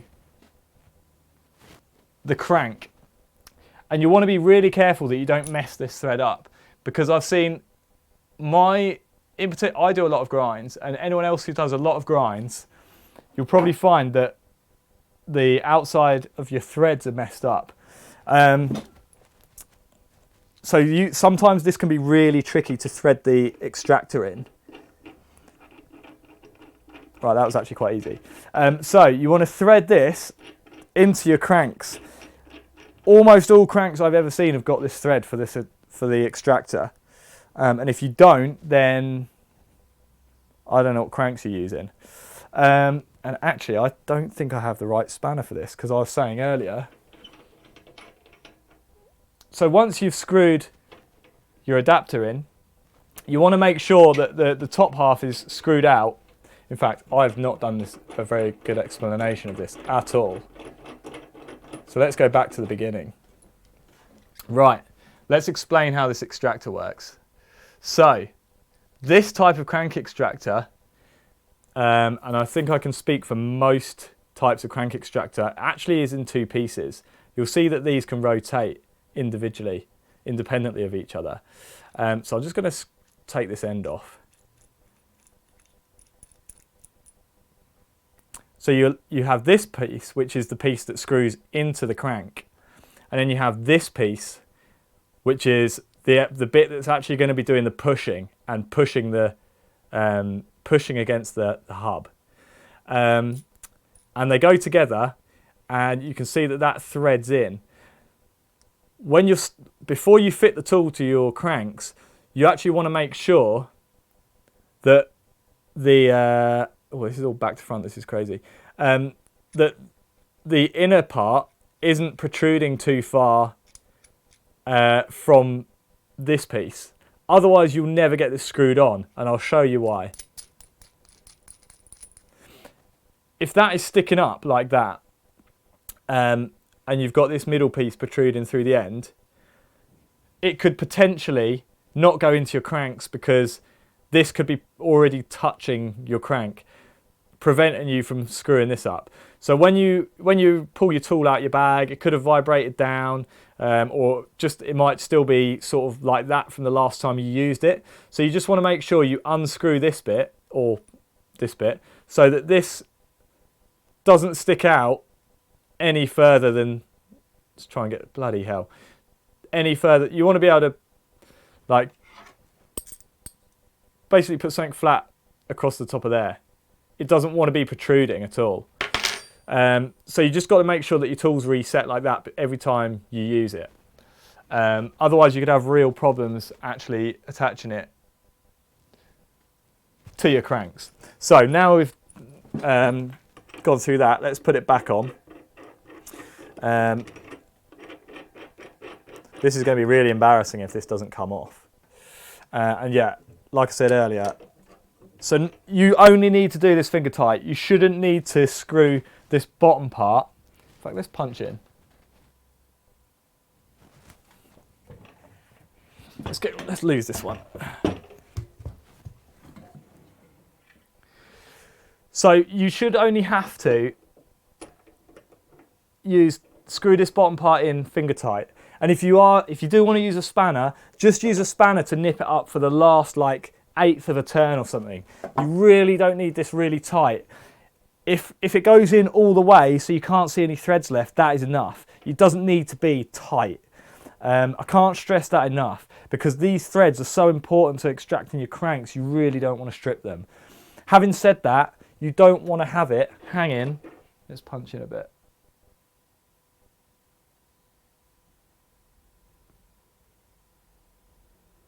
That's better. You don't want to have any threads exposed like that. If you can see threads like that, then it's obviously only got half the contact area, and you're just going to pull the threads out of the crank rather than extract the crank off of the hub. So you want to make sure that you screwed that in to almost all. One thread showing is fine, but if you've got more than 2 threads showing, then something's wrong and it's not going as far down as it should be. So yeah, you just want to tighten that with your hands. As I said, if you do want to do it with a spanner, then just nip it up for like the last 1/8 of a turn using a spanner. Now I'm going to have to go and get a spanner because I don't actually have a 16mm. You're going to have to bear with me a second, because, and I hope the shed's not locked. It is locked. I was really paranoid about getting all the stuff I needed together, and I completely forgot about this bit. So yeah, like I was saying, that's a 16mm and potentially a 17. So yeah, so this part is actually 17mm. So I'm just going to nip that up slightly. You saw that was barely anything there. But I know that that's sitting as far down as it can now. And usually you'll feel this bottom out on the bottom of the crank, so you'll know when it's screwed firmly home. Now, let's just pull out a little bit. I'm just going to check if there's any questions. Oh. Sorry guys, this is a bit Mickey Mouse, but hopefully it's getting the job done.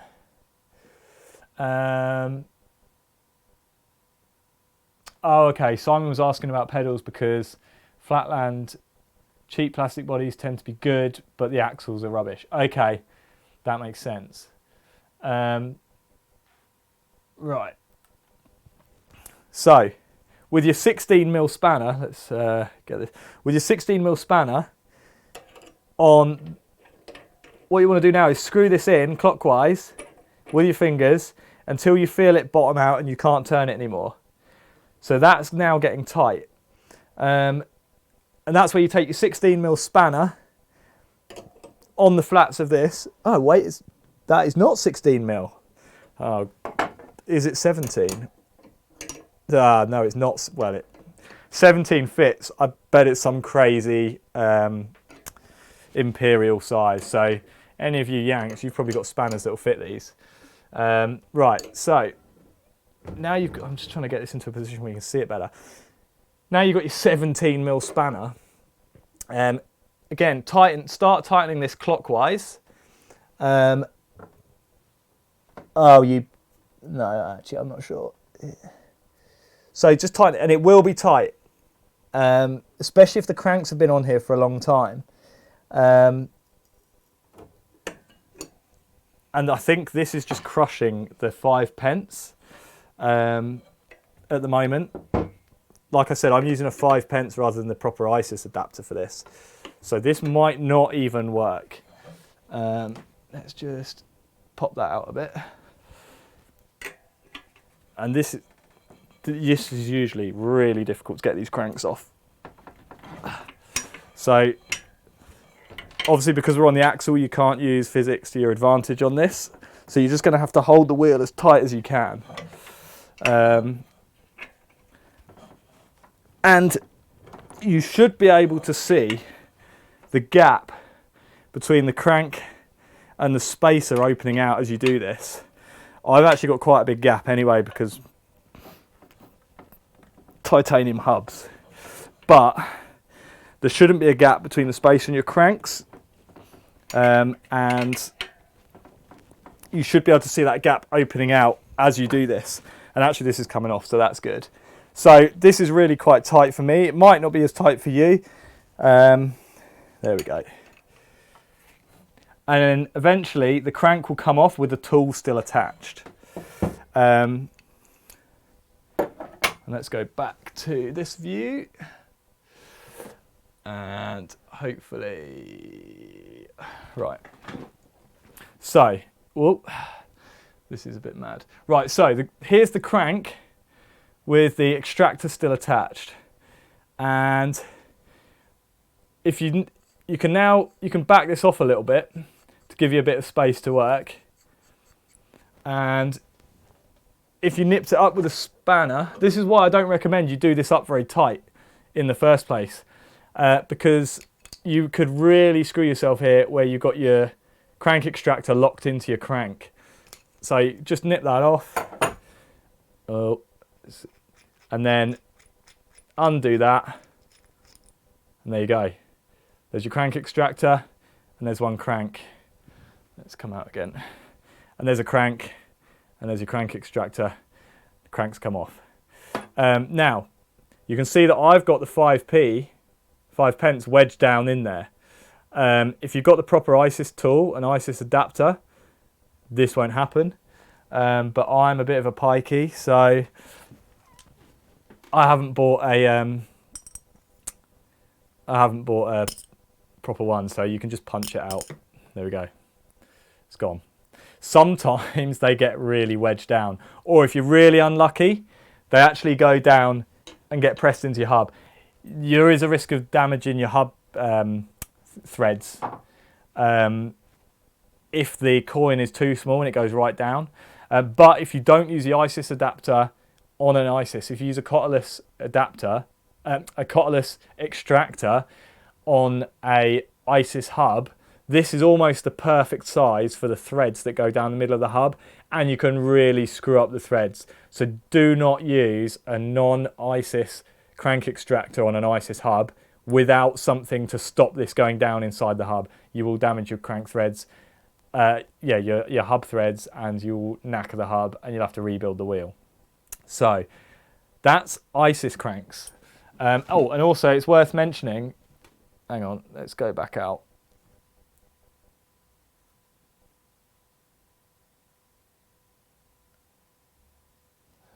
It's worth mentioning that you should be greasing your cranks or the splines on the hub.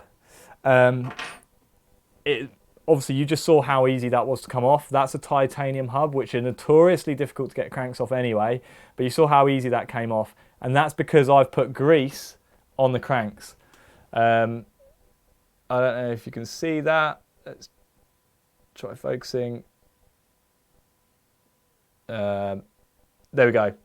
I just, on the end of my finger, got some grease and just greased inside there.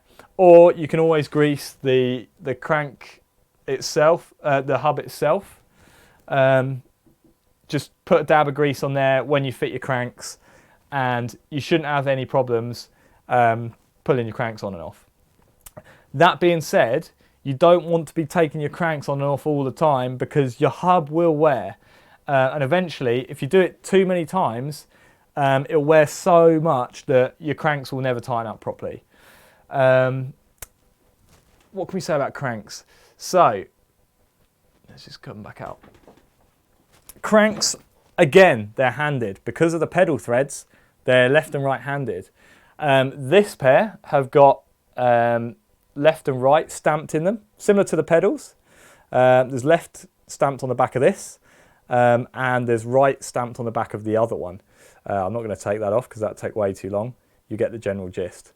You have to make sure these are on the right side of the unicycle.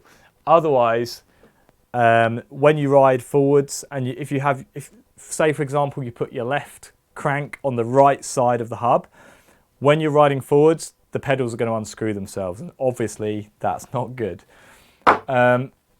So that's ISIS. Let's go through the cotterless, because if you have a beginner unicycle, you're going to come across a bit of a different system.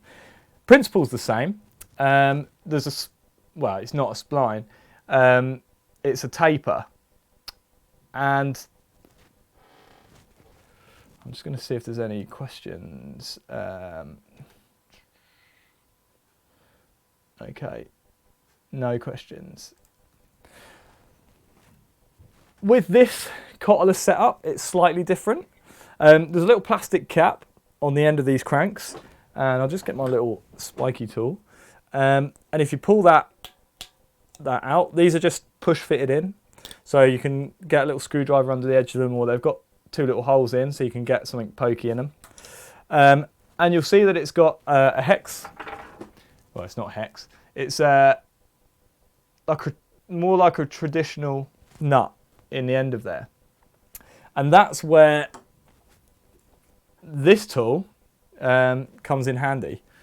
Lols. I don't know if Simon was on the live stream when I demonstrated this tool, but Simon, I think this is yours. This is actually designed to undo these nuts, and sometimes these are nuts, sometimes these are bolts. I had an old Amico branded unicycle. It was just a basic chrome frame, really cheap, and that had nuts instead of bolts. This has got bolts, but again, it's exactly the same as undoing an ISIS. It's just like a traditional hex-headed nut or bolt. So anti-clockwise to undo. These are a little bit harder to take out because they're actually like countersunk in.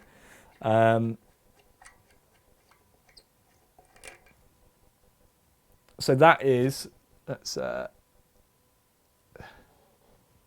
the close up. Let's get that into focus. That is just like a standard hex-headed. I don't know what thread pitch that is.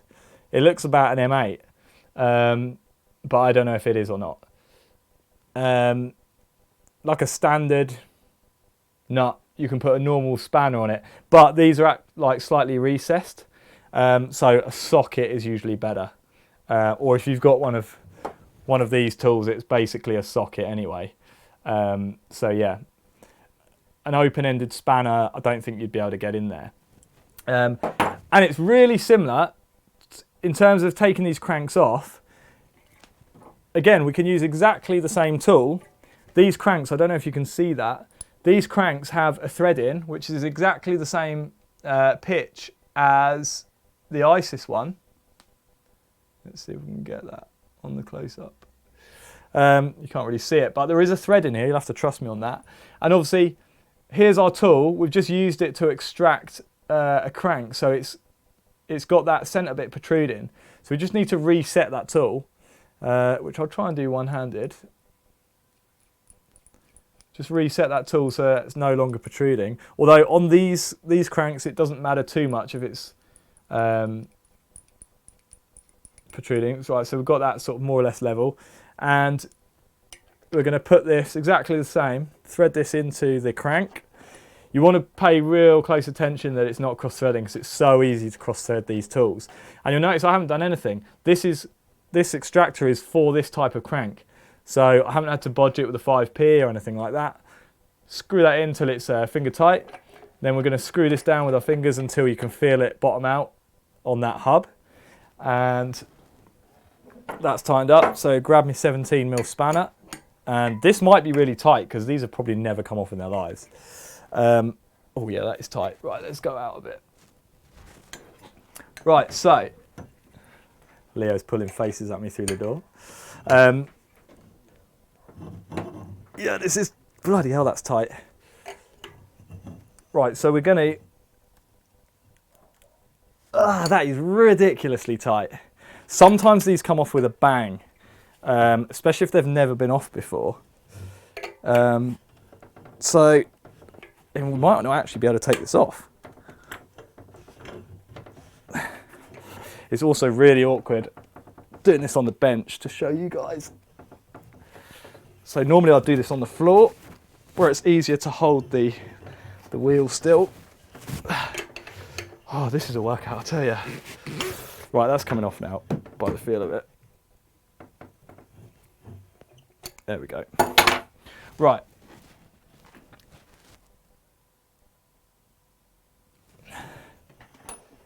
So that is now loose, and I'm actually just gonna unscrew the adapter now. So take the tool out. Now this crank, you can see how wobbly that is. Now that crank's extracted. And this is the difference between cotterless, which is this type, and ISIS drive, which the higher end unicycles tend to have. Let's just get that in focus. So that is a cotterless, or otherwise known as square taper crank. And you can see that that has a square hole in it.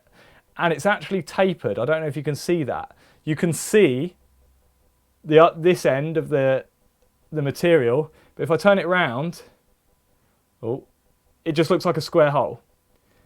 And it's actually wider, or well, it's narrower at this end than it is at this end. And that's because the tighter you do this crank up, it pulls it further onto the taper and it holds it tighter. So if you have a wobbly crank on this type of unicycle, you can tighten the nut up, or the bolt as in this case, and it will hold your cranks on a little bit tighter. Because these tend to be made out of cheaper materials, they do wear quicker, or they'll wear really quick, like way too quickly, because they're not fit for purpose if they're too cheap. And you can also strip the threads in the bolts. These bolts tend to strip a lot easier because they're made from cheaper materials than these ISIS crank bolts. So they do tend to strip a bit easier, especially if your cranks have worn so much that you need to tighten these bolts up like a ridiculous amount. Then they'll either strip the thread, or it will snap some of that thread off inside. So yeah, it's not always a good thing that you can draw these tighter onto the hubs. I'm just going to get that other ISIS crank so you can see the difference in the cranks, and then I'll show you the hubs. So on your left, that is the ISIS crank, and you can see that that has a lot of splines. I think it's 10 splines on ISIS. I've never actually counted. I don't know for sure, but you can see it has a lot of splines. The actual interface is physically bigger as well, so there's more surface area there, and it's just generally stronger. Also, this crank is made out of much higher quality material than this crank. This is steel. This is a steel tubular crank, and this is steel as well. But the difference between them is not. This is super light, this black one, and this is really heavy because it's just really chunkily built. Even though it looks skinnier, it's really cheaply made, mass produced, and they're fine for beginner unicycles. I'm not slating that at all. They're designed obviously for a purpose, and for learning or on a cheap unicycle, that's great. That might be all you want in a unicycle. And once you're slightly better, then you can then upgrade to an ISIS hub, or upgrade the entire unicycle and then use a crank like this. But yeah, these are decent for learning on. They're really simple, and yeah, but two different types of cranks that you'll probably come into contact with. And let's have a look at the hubs. Let's go back in, and you'll see that the hub on this, again, it has the square. It's quite hard to see. Let's go that way because of the light, but it's a square taper. And on this type of, let's just come out. No, let's go up some. Ooh, all right. Sorry guys, this is, oh, That is way too far. My tripod is a real Mickey Mouse affair. I'm just using a really cheap tripod at the minute. Plus having to adjust it back to front. Oh, I'm turning it the wrong way, obviously, because it's backwards. Right, let's punch in a bit. Oh, it's still too high. Right, let's just lower this. Right, you'll see that there's no spacer here. And on an ISIS hub, spacers are really important because that's what keeps the cranks tight. The cranks aren't on a taper. On an ISIS hub, it's a slight taper, technically, but it's not the taper that keeps the cranks tight. It's the bolt clamping the crank against the inner race of the bearing that keeps the cranks tight on ISIS. Whereas on this type of hub, it's physically the crank jamming itself on that taper that keeps the crank tight. So that's a square taper, or also known as cotylus. And if I turn that, you'll see the square on there. And the ISIS hub, I realise we've spent ages on cranks, but it's a pretty important part of a unicycle. The ISIS hub, you see it's got those lots of splines, and it's round, and there's a spacer on there. Let's turn that this way. There's a spacer, and that is an integral part of the ISIS interface. If your spacer's not there, your crank will get pulled right up the taper, and it'll actually be able to move around because it relies on that spacer to keep the crank tight. So if you buy a cheap unicycle, and I don't want to name any names, but there's a pretty well-known juggling shop that sells unicycles, and I can't remember the name of the brand. It might be Indie, but the Indie unicycles that come with an ISIS hub and cranks don't have these spacers fitted. And what happens is you'll ride it for, I don't know, a day, and the cranks start working loose because they're not actually being held on the hub properly, and then it wears the splines to a point where the cranks will never be tight even with the spacer, so you have to buy new cranks. And then the same thing will happen again until you fit a spacer. So these crank spacers on an ISIS unicycle are really important. I'm just going to click through. Wow, it's asking me about my Hubguard. I'll go through that in a minute, dude, when I've got the wheel off. So yeah, that is hubs and cranks. You can see that there's, well, we'll go through that in a minute. Now we've got a crank off, let's go ahead and take the frame off. I'm going to start on this one simply because that is where I'm at the moment. That's what I've got in my hand. Let's come out quickly. Now, this is an impact frame, and it's got Allen bolts. Let's punch in again, actually. And it's got Allen bolts on the... let's go down a bit. On the bottom of the frame. Sorry if this jumps again. Right, let's just pan down ever so slightly. Right, how's that looking? That's better. Right, let's get rid of that crap. Right, you can see that this has Allen bolts on the bottom of my frame. It's roughly in focus. Bottom of my frame has Allen bolts. Not all frames are like this, as you'll see in a second. These should be 5mm. I say should be. That's a 6mm, so that doesn't fit, so that's promising. So with your 5mm Allen key, again, it's the same as all the other bolts, other than the left pedal on a unicycle. Lefty loosey, righty tighty. So these are already tight, so we're going to undo them. So these shouldn't be that tight at all. You should not have to use the long end of a Allen key to tighten these. If you do, you're going to over tighten your bearings and you're going to damage them. So you'll see that I can actually undo these using the short end of the Allen key.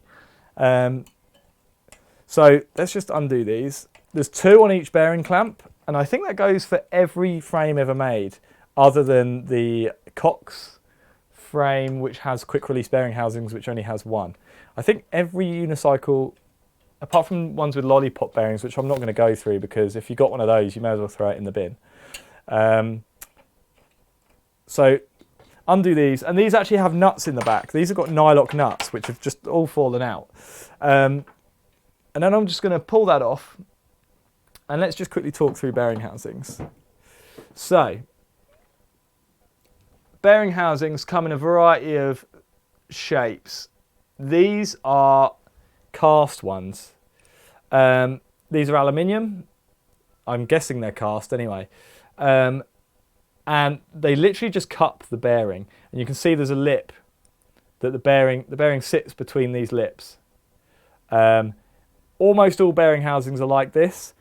And then there's two holes. Let's take the bolts out. There's two holes. Well, actually there's three holes. That's just a relief hole, the one in the middle.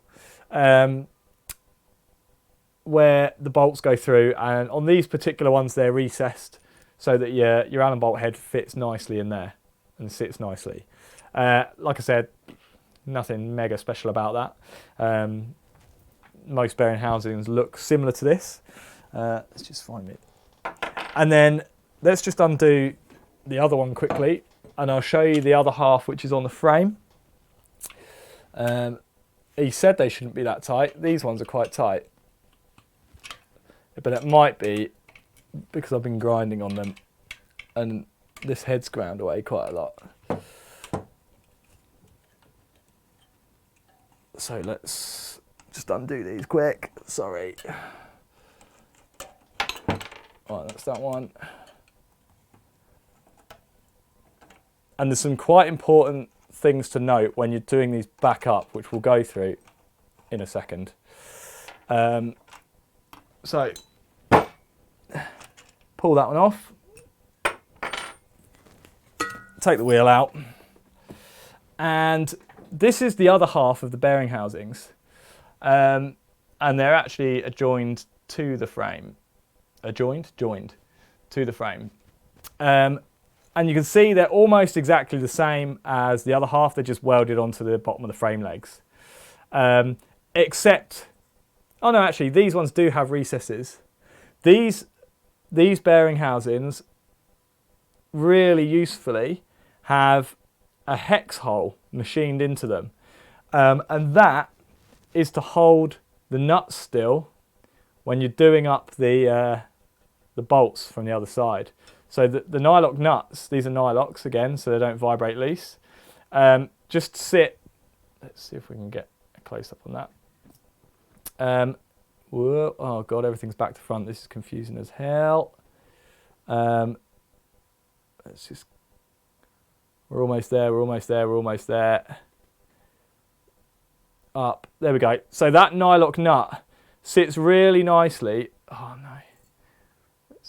In that, and you'll have to excuse my battered frame. Sits nicely in that recess. You can see there's an empty one there. And that's to hold these nylock nuts still while you do up the bolt from the other side. Not all frames have this. Some frames, this part's threaded instead. The KH frames are threaded. So if you, and I tend to prefer this method, similar to Seatpost clamps. If you do strip one of these nuts, you can just replace it with a new one. On a KH frame, if you strip the frame, you're either going to have to drill it out and tap a bigger thread in it and use a bigger screw, or you're going to have to put a helicoil or something in the frame to repair that thread. And that's a bit of a hassle. I prefer these. Like I said, you shouldn't be doing these up mega tight, so you shouldn't be stripping these. But I know Americans like to do everything up super, super tight. So that's something that could happen. So yeah, you don't want to be doing these up mega tight.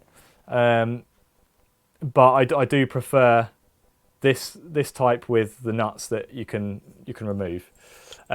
So let's just come back out. So let's go through putting your wheel in the frame, fitting your frame. Because when you buy a new unicycle, it's likely going to come in several different parts, and you're going to need to fit the frame to the wheel. And it's really important how you do this to make sure that your bearings aren't over tight, that your wheel spins nice and freely, and that you put the frame the right way round on your wheel, because that is really important too. If you put your frame back to front, then your pedals are going to unscrew when you're riding forwards, and you could potentially damage your pedal threads and your crank threads. So when you're fitting a frame to your wheel, it's really important that you get this the right way around. Now this is a little bit confusing because we've got one crank left on the wheel, but we're going to plough on ahead. I know that my hub guard is on my right hand side, and if I didn't have this hub guard on and I wasn't sure which way around this was, you could always look at your crank. If you've got cranks fitted to the wheel, you can always look at your cranks and just check which crank is still on there. And remember that the side of the crank is stamped into the crank. So this one says R, so I know that's the right hand side. So what I like to do is put it in front of me. Let's zoom out a bit again. I like to put the wheel in front of me with the right crank on my right and the left side of the wheel on my left. Now if you've got a wheel with no cranks on it, it doesn't actually matter which side is which. You could have it either way round. The tyres are quite often directional. So if you've got a tyre mounted to the wheel like I have now, you can look at the tyre and see if there's a direction indicator, and that will tell you which side of the wheel is which. But if you've got a non-directional tyre on and you don't have any cranks on yet, they're actually, you could put it on either way round and it's not going to damage the wheel. I'm just going to check, see if we've got any questions on that. So yeah, make sure you've got your wheel the right way around, and in this case this is the right hand side. I don't know if it's flipped on the video. This is the right hand side and this is the left hand side. Grab your frame. Now frames are handed, although these are identical. I'm just going to go back to see what you guys are seeing. So in terms of like these legs and the bearing housings, they're identical. The thing that does make this handed is the machine slot in the top of your frame for your seat post clamp. And that slot is there so that it actually can compress up a bit and clamp your seat post. This is the back of the frame. The slot is always the back. It doesn't have to be, but that's the most aesthetically pleasing, so you don't have a slot in the front of your frame. So that is a really good way of telling which way round your frame should be. So in this case, this is the rear of my frame, which makes this the right hand leg. So I'm holding that, I'm going to put that down onto my frame, and let's zoom in here, let's punch in again. And let's put this up here. Yeah, that's going to work. So what you want to do, obviously I've got a hub guard on here, and that's to protect my hub flanges when I'm grinding. We'll go into that in a bit. I know Walt wants to talk about that. When you're putting your hub down onto your bearings, you just want to make sure your bearings, like I said before, these bearing housings have that little slot machined into them. They've got a little lip on either side, and that's so that your bearings locate in the middle of the bearing housings. And when you fit your frame on, you want to just make sure that they do slot in. And actually, you can see there that this frame is actually out of the scrap bin at unicycle.com. So I can't remember why, but I think it was because the legs weren't welded on straight. And you can actually see that that's sitting out a little bit. So you can just bend the legs a little bit. It's not going to hurt it. And now that's sitting properly on the bearing. And you can see that the bearings are sitting nicely in the slots on those bearing housings. So let's just whip that up. And because we made sure that this was the right way around, we know that that's fine to go ahead and put the bottom bearing housings on. So grabbing your bearing housings, now this is where it's going to get a little bit tricky. Usually I do this upside down with a seat on the floor, but obviously I've got no seat attached to this. So offer up your bearing housing, and yeah, this is going to be really fiddly actually. I'm going to lay this down and let's punch in a bit. And I'm going to have to tilt down, sorry. I'm a cameraman, I should not get that wrong. Oh God, this tripod is awful. Right, let's go roughly there. And let's punch in. And, oh God, that is bad. Come on. Sorry guys, you have to bear with me. Right, so that frame is actually I should have planned this out way better. Anyway, right, now we have a load of mess. Right, bearing housing is now cupping the bottom of that bearing, and I'm going to put the nylock nut, I'm just going to put that in the frame half, and then I'm just going to take my Allen bolt, and I'm just going to screw it in my hand with my fingers about 4 or 5 turns. And I'm going to do the same with the other side. Let's move that around. I'm going to do the same with the other side. Nylock nut in the frame side, and then 4 or 5 turns. You want to make sure that these don't cross thread. That's really important, especially in a KH frame where the thread is tapped directly into the frame, because you're in serious trouble if you strip that, like I mentioned. Then we're going to grab the Allen key, and we're going to just nip them until you feel the nylock just starting to bite. You'll feel the nylon starting to bite. And that one's knackered, I think, so it's not actually doing on there. Right, so let's come out a bit. So, you've got this far. The bearing housing, let's focus a bit on that. The bearing housing, this is going to work nicely actually. The bearing housing is attached, like physically attached, but it's not tight yet. You can see it can move around. And the goal of this, let's angle that. The goal of this is to get the gap here and here to match. Now obviously at the moment you can see it moves around and it's changing. But what we want to do is get that gap to roughly match. Now these shouldn't, I think the KH ones, they actually do touch before your wheel gets tight. But on most unicycles, the bearing housings shouldn't be touching the frame when they're tight. And if you do tighten them up to that extent, then they're way too tight. So the gap here is much bigger, so we're going to tighten it down this side. And sometimes you have to use a bit of trial and error in this. And if it's like that's getting way tight, and I've got a bigger gap on this side than I do on this side. So, or do I? Yeah, I do. So I'm just going to back this one off again. And you can see that's made the gap a bit more equal. Now this was really tight on this side, so I'm just going to back that off a bit, and I'm going to just tighten that a bit. Now that's a bit tight, and that gap is a bit big, so I'm just going to tighten that one down.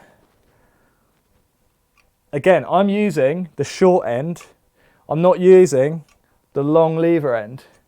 I'm using the short end to make sure I don't over tighten these. And that's getting a bit too tight for me to do now with my fingers, and that is probably about right.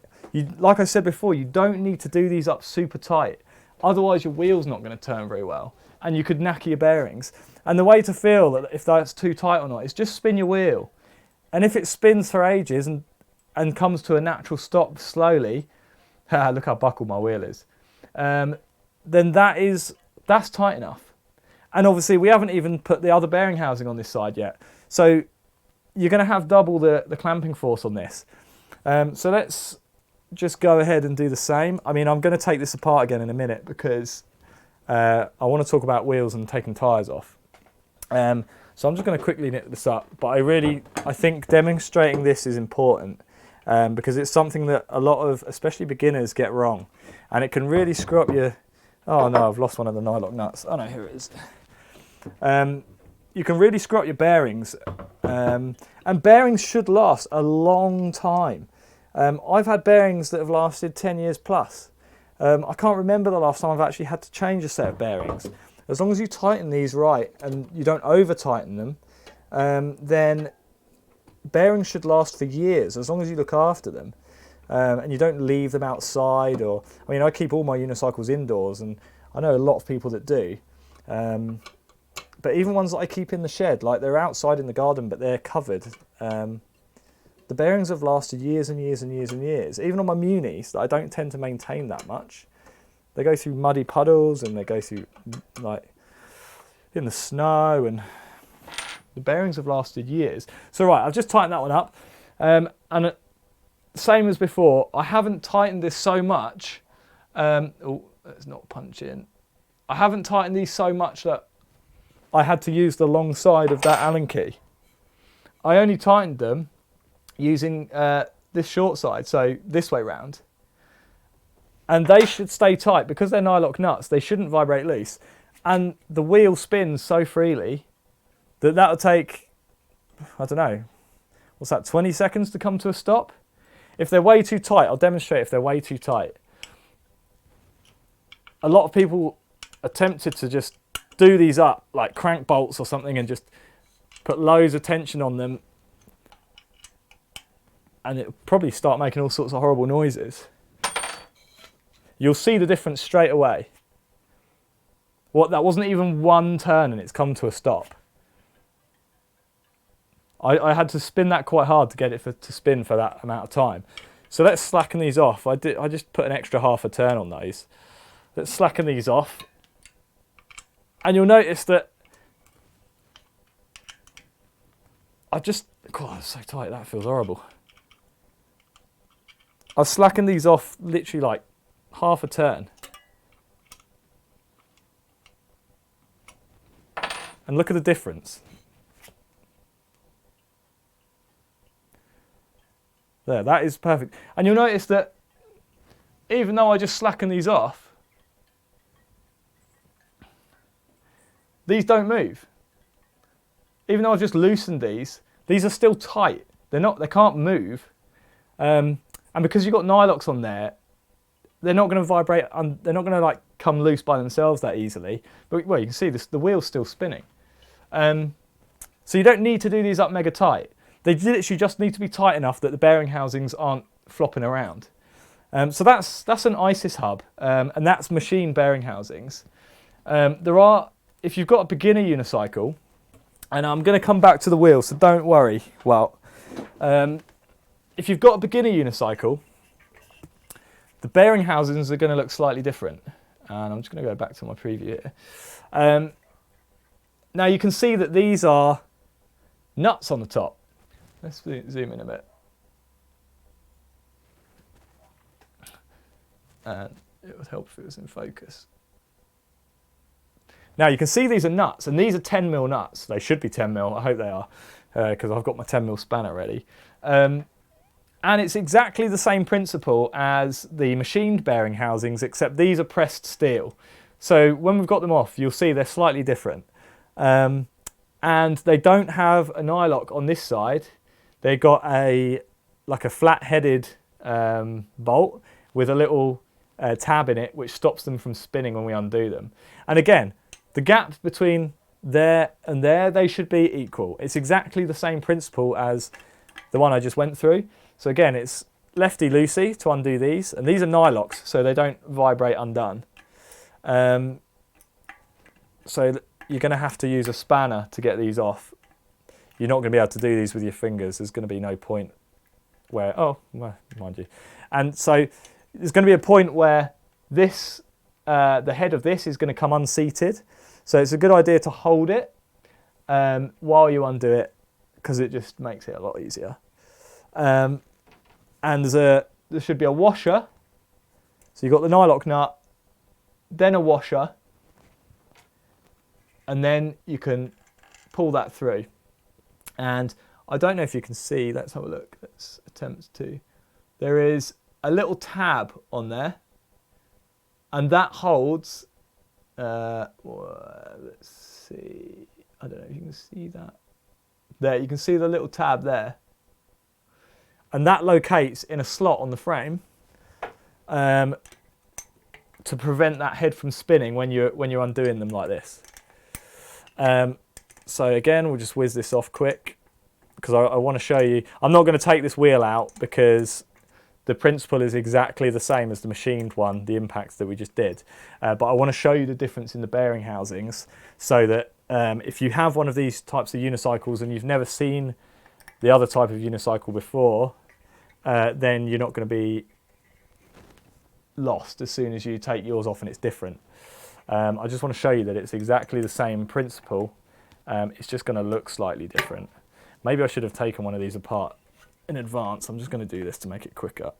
And then showed you, because these are nylocks, they're a little bit awkward, and because I've only, really I should be using a little socket on a ratchet for this. It makes it a lot quicker. But I'm just using the tools that I'd have in my tool bag that I would take out on a ride with me. If I was working from my workshop, or my shed, I say workshop, glorified workshop, I would usually use a 1/4" ratchet with a socket in. So right, we've undone that. We're going to take that out, and we're going to take the bearing housing off. And this is a pressed bearing housing, and you can see it's very similar to the machined one. These are made of steel quite often. In fact, purely made of steel, I think. I don't know if there's any aluminium pressed bearing housings.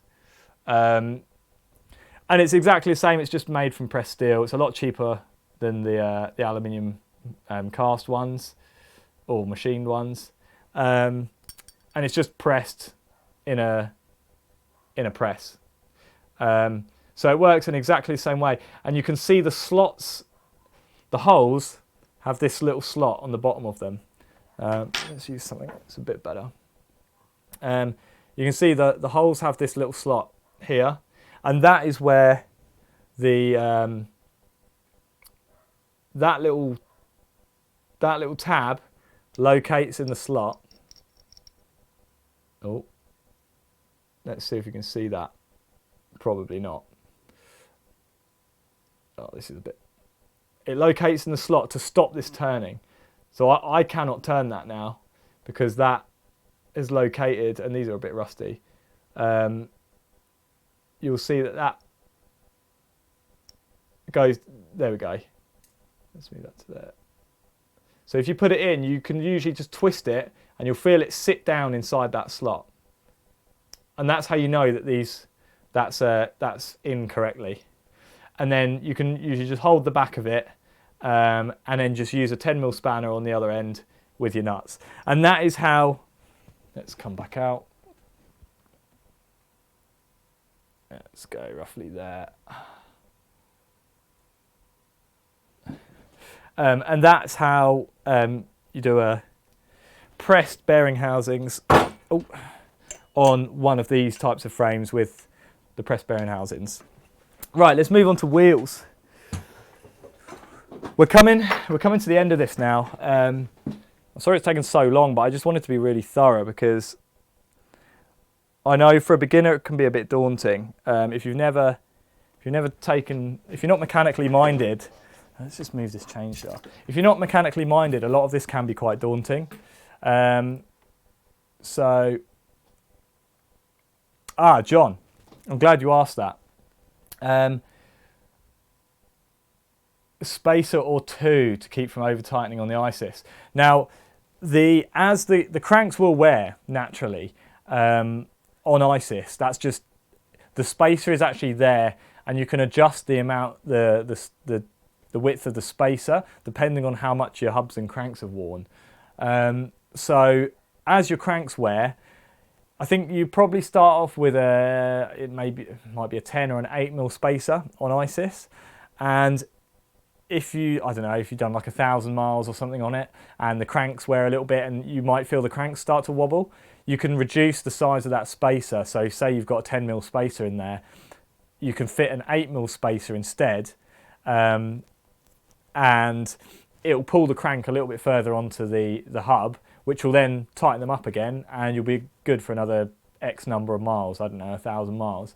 And then the same thing again, once they start to loosen off a bit because of the wear, you then go down to a 6mm spacer, put your cranks back on, tighten them back up, and then they'll be good for another X number of miles. That's how ISIS is designed to work.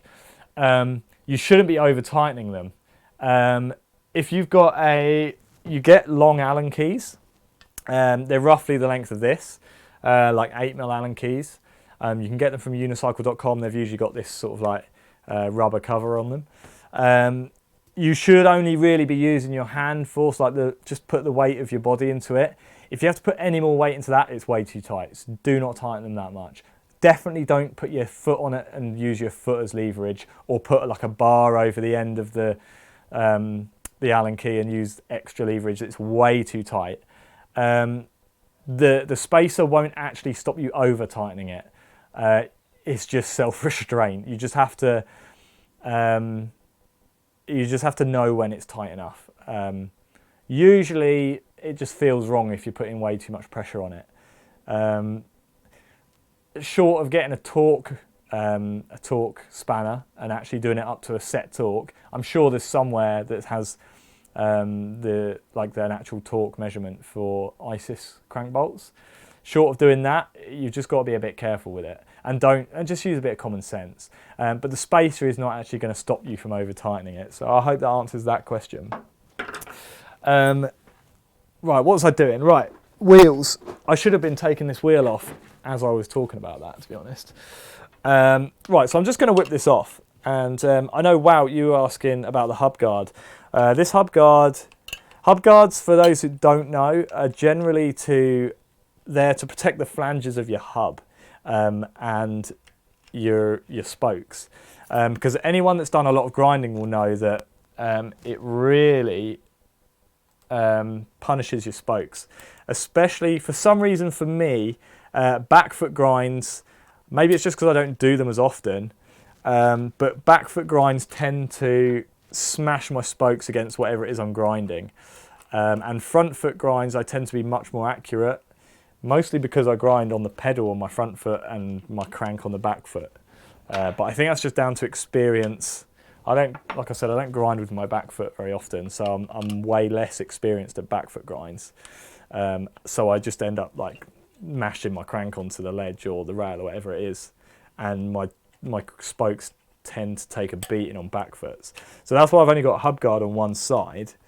And the Hubguard itself, they're designed to protect the spokes and the hub from damage. And actually this is not got a lot of damage on this Hubguard. I haven't done back foot grinds in the last year or couple of years, just because I don't tend to ride that much.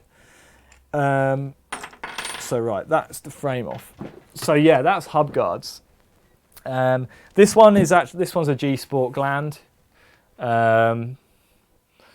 all right. It's a Hubguard. All Hubguards are pretty much of a muchness. They're all sort of plastic. I think they're all plastic. I think this is a Mark IV. Yeah, Mark IV, I think. It's attached using this shoelace type stuff. I haven't trimmed these off. I'd recommend you trim the excess off. I just think it's quite funny because it stresses people out, because I've got like shoelace trailing everywhere. It's never actually got caught in my cranks, funnily enough. It's never, ever, ever got caught in my cranks. It just looks like it is about to, like, any second, but it never does. And yeah, literally, if you look at it from the back, you can see that it's just attached with a knot there. And I've got a titanium hub, so obviously that's quite expensive, and I don't want to mess it up. So I just put the Hubguard on there, so I didn't ruin my expensive titanium hub, because I'm not that accurate at back foot grinds. So yeah, that's why the Hubguard's on there. Let's talk about wheels. And I didn't think I mentioned this at the beginning, but this applies to any size wheel. All of this maintenance stuff applies to any size wheel. You just scale it up for the wheel size.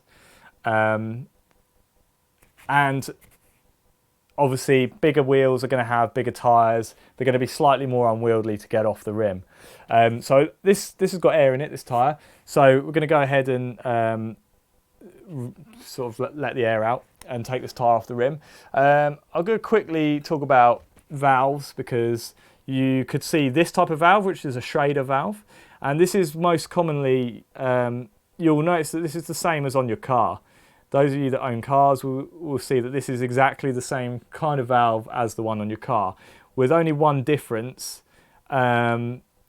This is attached to the inner tube, whereas the car ones, they're actually just like a valve stem that's pressed into the rim on your car, and that's the only difference. Now you want to get something narrow. You see there's a pin in the middle of this, and that's how you take the air in and out. So you just press down on the middle of that pin, and it's probably going to be really noisy, and it releases the air. And sometimes you're going to want to actually squeeze the tyre as well if you want to get enough air out that the tyre is going to come off the rim easily, because you're going to have a really hard time to get the wheel off the rim if it's got quite a lot of air still left in it. Also, if it's got enough air in it and you somehow manage to get the tyre off the rim, the tube is going to expand and probably explode in your face. I wouldn't recommend that. I've actually had that before, where the bead of my tyre is pushed off the rim because the rim's been so badly buckled, and it's pushed the tyre off the rim and exploded in my face before I could get to the valve and let enough air out. Anyone that's had that happen to them will know it's not nice. It happened to me at Unicycle in 2012 in a little tiny Italian little piazza place, little square with a little quaint market. My trials tyre blew off the rim, and before I could let enough air out, it just exploded and made a really loud noise on a quiet Sunday afternoon. It was really embarrassing. So that's that little story. I'm just going to see if there's any questions. Mr. Nankerville students are in here. Shout out to Mr. Nankerville for any of your students watching. I'm not going to say his real name because I know you guys want to know really bad, but we're not going to tell you. So, how do you get a tyre off the rim? Really easy, if I can find my tyre levers. So this is where the tyre levers come in. Where are they? What did I do with them? Who knows? What on earth did I do with them? Ah, they're down here. Right. So,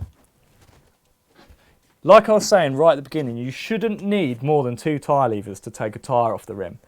And what I always like to do is when I'm taking a tyre off the rim, let's go up here, I always like to start opposite my valve, because you don't want to be wrenching around on the tyre loads where your valve is, because if you damage the valve, you're going to damage the tube, and if it starts leaking, you can't repair a valve on a tube, so you're going to have to get a new tube. So I always like to start on the opposite side to where my valve is, just so you're not like pulling it around and jerking that valve around, because the rims can be quite sharp and they can cut the valve. So I always like to start on the opposite side. And when you've just let air out of your tube like this, I'm just going to see if there's any questions. Let's get that nice and sharp. That's roughly there. When you've just had air in your tube like this, your tyre bead will still be seated on the rim. So let's just punch in actually. And let's just go like that. The bead is still seated, and you want to break that seal. So especially if your tyre's been on the rim for quite a long time, let's go that way. Especially if your tyre's been on the rim for a long time, you need to break that seal. So just grab it and use your fingers and press.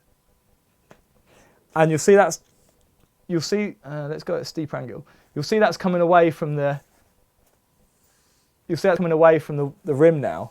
So you just want to spend literally like 20 seconds just going around and doing that and breaking that seal, because that can really help you take the tyre off. Again, be careful when you get to the valve that you're not wrenching that valve around too much.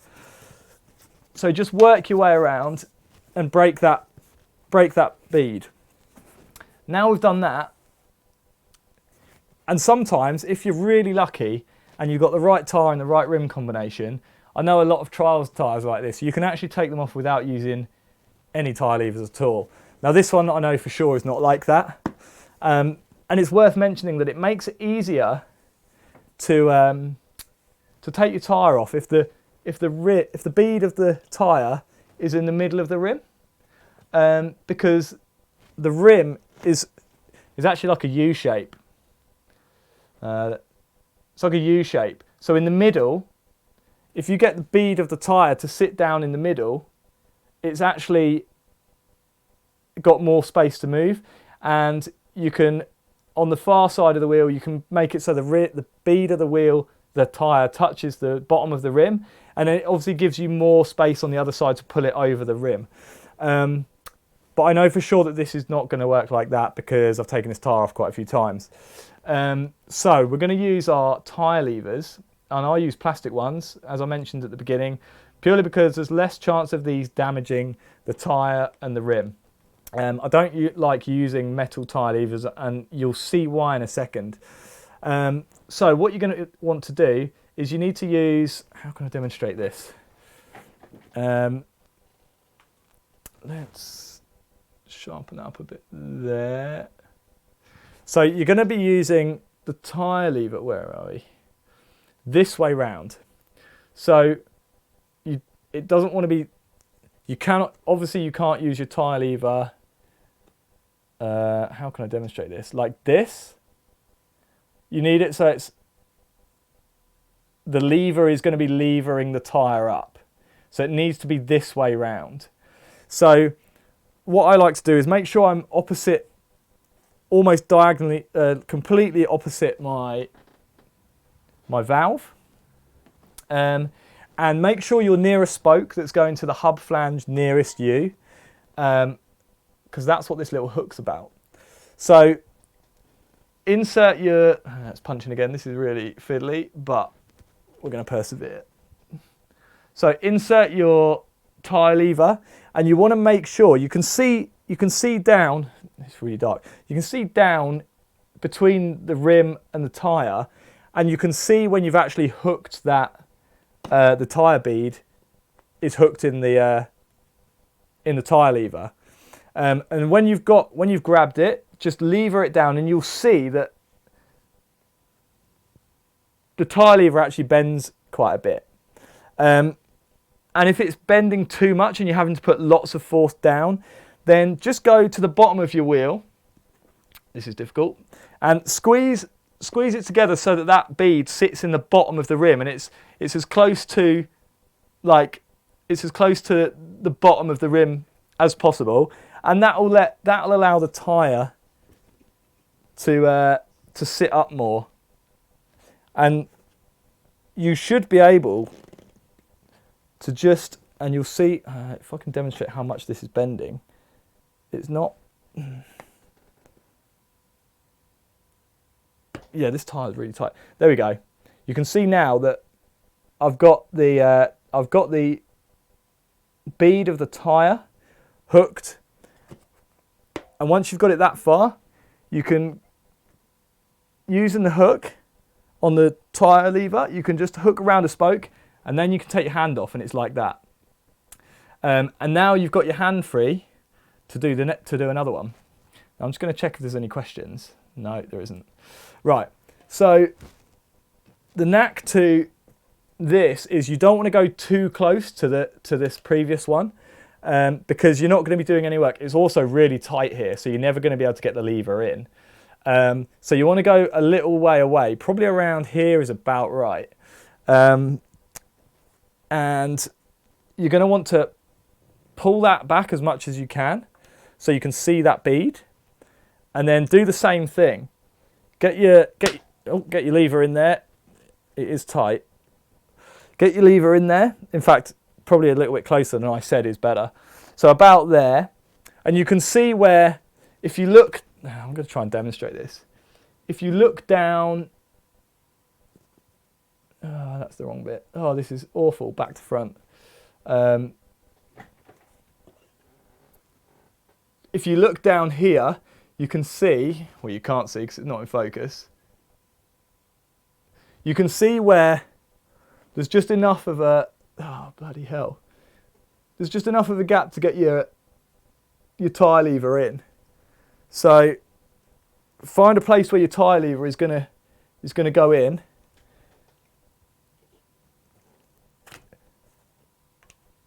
And hook under that bead. I had it a minute ago. No, I've lost it now. There we go. That's now, you can feel it hook under, and you can see it hook under. And then same again, lever it.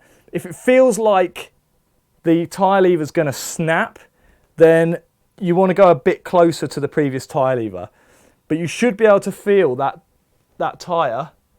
Oh, you should be able to feel the tyre coming off. There we go.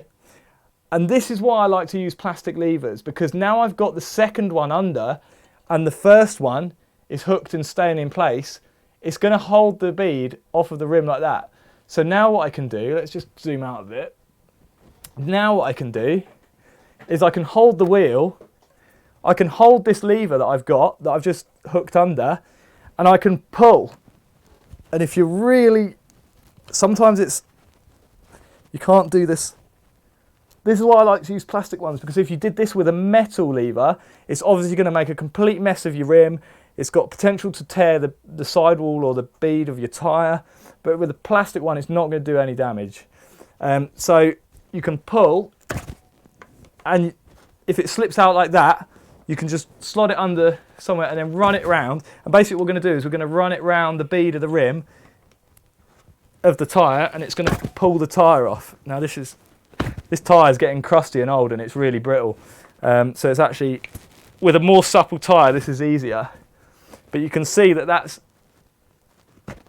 quite good. Let's punch in a bit. So you can see that, let's go like that. Just run it round underneath, and you can see it's almost falling off now. And that is actually now at a point where I can just pull this off with my hands. I'm done with the levers now. So it's always good to do as much as you can without levers, because there's less chance of damage. And now I'm doing the same that I was doing with the levers, just with my fingers now. So you can see that's so loose that that other lever just fell out. So now you can just run your hands around. It's just falling off almost.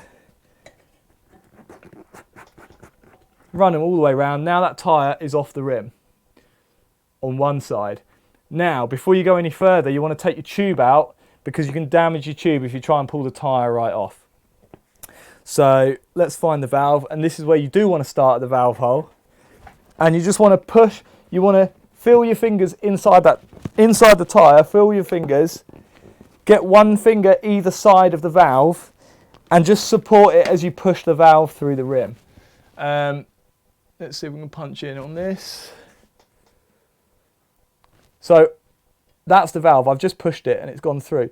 If you push that through, the likelihood is you're not actually going to be able to pull it out. So what I normally do is feel inside, and then you can actually feel and pull it out.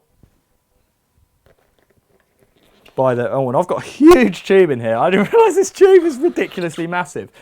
I've got a trials tube in here. That's probably because I was getting a lot of pinch flats, because this is a 20-inch and I was doing like drops like I would be on a 19. So that's the tube, and let's just throw that. So tube's out. Now we can continue taking the tyre off. And this is where I'll be able to demonstrate the principle of, you see that bead was actually still attached. And now that's loose. And let's just punch in a bit. Now it's going to be easier to explain the principle behind loosening the tyre. So, you can see that, let's get this to a point. All right, there we go. Right, you can see now that the rim, let's focus a bit better. The rim, let's get something to point with as well. The rim is higher here than it is here. Let's go further back, here. So when you're pulling your tyre off, if you can get the bead to sit down in the bottom here, it's going to be a lot easier to pull off the other side of the wheel than if the bead was sitting up here on top. So if you can put the rim, the bead of the tyre, down to the bottom, you'll see it can sit down like that. Then it's going to be much easier to pull off around the other side. And when you're taking the tyre off, when you've got it to this stage, that is essentially what you need to do. So you need to just make sure that the tyre is sitting in the middle of that, in the middle of the rim, and then you shouldn't need levers for this part. You should just be able to pull up and pull it over, and you can see that the rim is starting to, you can see the rim there, and just pull, and it will more or less fall off the rim. So now we've got the tyre off, we've got the wheel, and we've got the tyre. So you should only need levers to just start taking the tyre off. And then once you've got that initial bit done, you can do the rest with your hands. You should never have to use levers to take the second bead of the tyre off of the rim. If you do, something's massively wrong, and the tyre's just way too tight on the rim. I actually have had a case where I had a DX32 rim with a Nimbus Blizzard tyre, and I had to use 3 crowbars to put the tyre on. Obviously, technically they're designed to work together, but it's just an unfortunate combination of tolerances, I think. You should never have to use anything like crowbars to put a tyre on a rim. If you do, something's massively wrong. So yeah, so then we're left with just the wheel with 1 crank attached in this case. And refitting this is the reverse of the removal. So what I would do, I'm just going to check if we've got any questions. Oh wow, you bloody missed a bit about the Hubguard. I'll go through that again if you want. But for now, stay on the line while I'm going to talk about the Hubguard again in a sec. At the moment, we're going to mount the tyre back onto the rim. And the way to do this is, obviously, there are 2 beads on a tyre. You've got this one here and you've got this one here. And you only need to mount one of them on the tyre before you put the tube in. So the way to do that is, I start with a tyre on like either a surface like that, or more often than not on the floor. Let's see if we can get that in focus. Yep. So I start with the tyre, and then take your rim and actually have it angled like this. I'm going to stand up for this. And you want to put your rim into the bottom of the bead like this. And then, using your hands again, you can just... Well, this is going to be... let's see if we can punch in on that. Let's see. This is going to be hard to demonstrate. You can see that bead, that's off, that's on. So just run around with your hands and just press it over the edge. And it's easy. I find it's much easier to just grab the tyre on the outside. Let's go back out. Grab the tyre on the outside and just pull it over. And at this stage, it doesn't matter if the second bead goes in the rim either. Goes in the rim too. Now that's just popped on, and you'll see that this second rim is off at the bottom, which is what we want, but it's on at the top. So once that first bead's on, if you've got a bit of the second bead on, just run your hands around and pop it back off.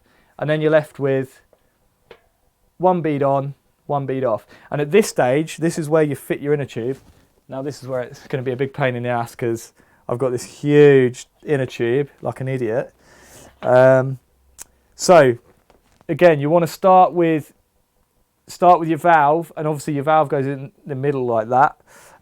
But 2 fingers either side of your valve massively helps you locate the valve hole, put the valve through the valve hole.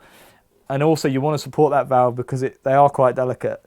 I mean, they're not mega delicate, but I've seen people rip them off.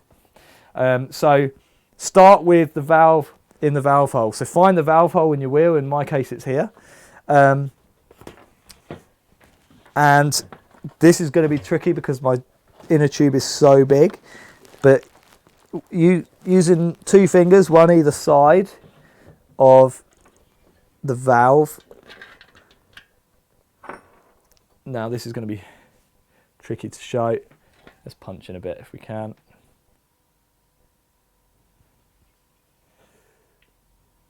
Right, there's my valve hole. You can see I've got 2 fingers, one either side of the valve, which is there. And I'm almost there. I'm trying to do this by looking at the camera screen. And just locate it.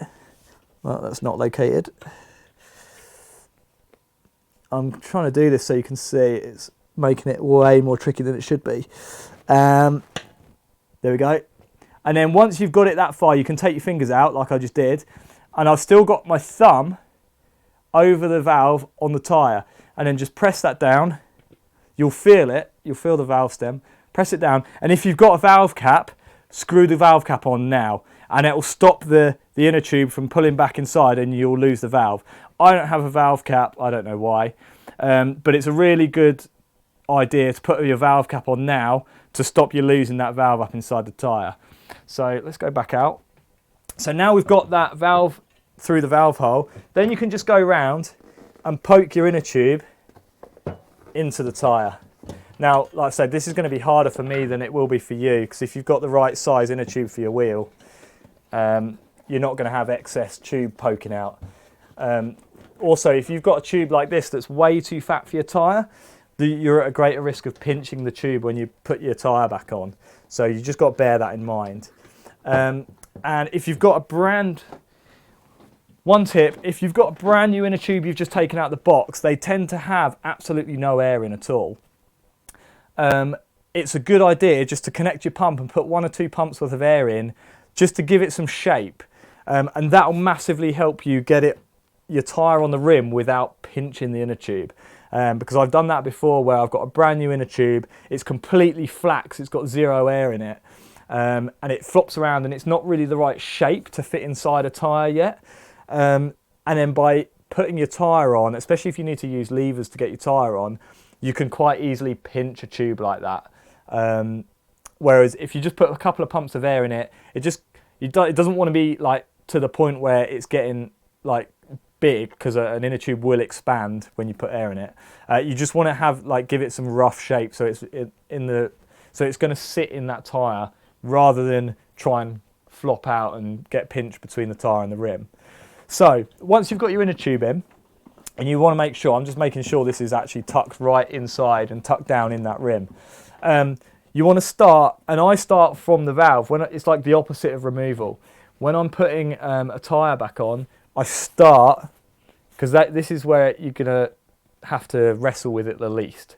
So I'm going to start at the valve, and I'm just going to put that bead over the edge, and then keeping your hands at you want to keep your hands so that as you work the rim on, you work around and your hands go in opposite directions around the tyre like that. And you'll get to a point, let's see if I can get up here and do this. You'll get to a point where you can see that tyre is now getting, where you'll actually have to turn it around. You'll get to a point where you can no longer work it over with your hands. It's getting quite tight now.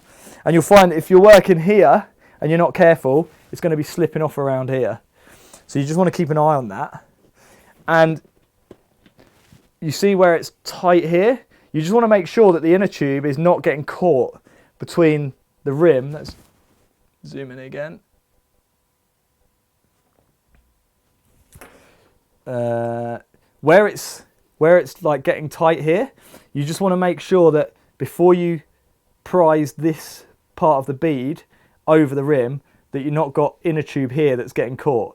So just make sure, put your finger up there, you'll feel the tube. I can feel the tube because it's so damn fat. Just make sure that it's not, this is really awkward, that it's not going to get caught when you pull this, and let's pan up a bit. In fact, I might be able to, oh, I don't believe it. I've been able to do that the whole time. Oh well, right. You can see that I'm prising it over, and I haven't used tyre levers yet. And I'm just making sure that tube is not getting caught. And I've got to the point now where I'm going to have to use levers on this. So if I come back out. Right, so take your levers. And because we're putting this back on, it's the opposite to removing the tyre. So do you remember the first time I said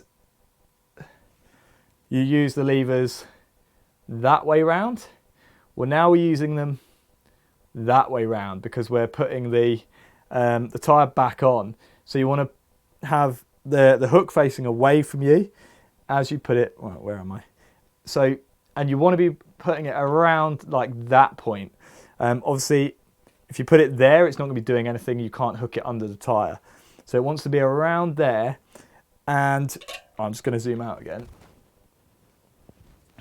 While you're doing this, you want to be holding the tyre where it's just seating on the rim here. So you want to hold this, because if you lever this side can slip off. So you want to just be put your thumb on there to prevent this from slipping off all the way around. So with your tyre lever, make sure you can feel it hook and engage over the rim, and then lever up.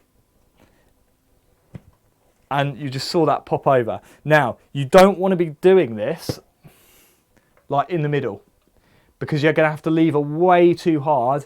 It's going to bend your tyre levers and probably snap them. You want to just be doing it very close. Let's punch in again. Yeah, you don't want to be doing it here, because you've got to move that rim like that much. There, I can feel the rim is like there. So you need to move it that much. Whereas here, the bead is much closer to the top of that rim. So you only need to move it like a couple of millimeters, maybe 5 mil.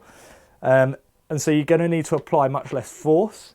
So this will be embarrassing if I snap my levers, because this feels really tight already. So you just want to, and remember it, with this hand, just I'm keeping my hand on here to make sure that's not slipping off as I do this. Sometimes it's difficult to pull the lever out again because this is so tight. Again,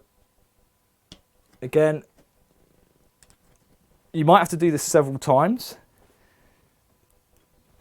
And then when you get to a point where you think it's getting really tight and it feels like that's, I'm going to have to do that again, I think. So I'm going to go here. Again, wiggle that. Sometimes you have to wiggle it a bit to get it up inside. Yeah, this tyre is quite tight on this rim. It's probably not the best one to demonstrate because it looks really bad. And if you get to this point and it feels really tight, like you don't think it's going to go on, I'm trying to get some light on here, like you don't think it's going to go on, then go to the other side of the tyre and just squeeze it away from the bead of the tyre. Try and pull it into the middle, and that should give you some slack. This is probably not making any sense at all. That'll give you some slack up here to pull that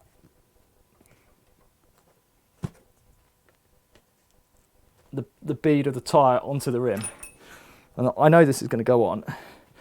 You might not be able to. I'm going to go this side. And what sometimes I do, if it gets to this point and it's getting really stubborn, use your other lever. Where's my other lever gone? There it is. Use your other lever.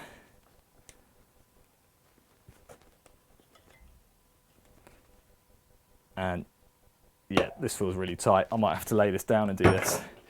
Right.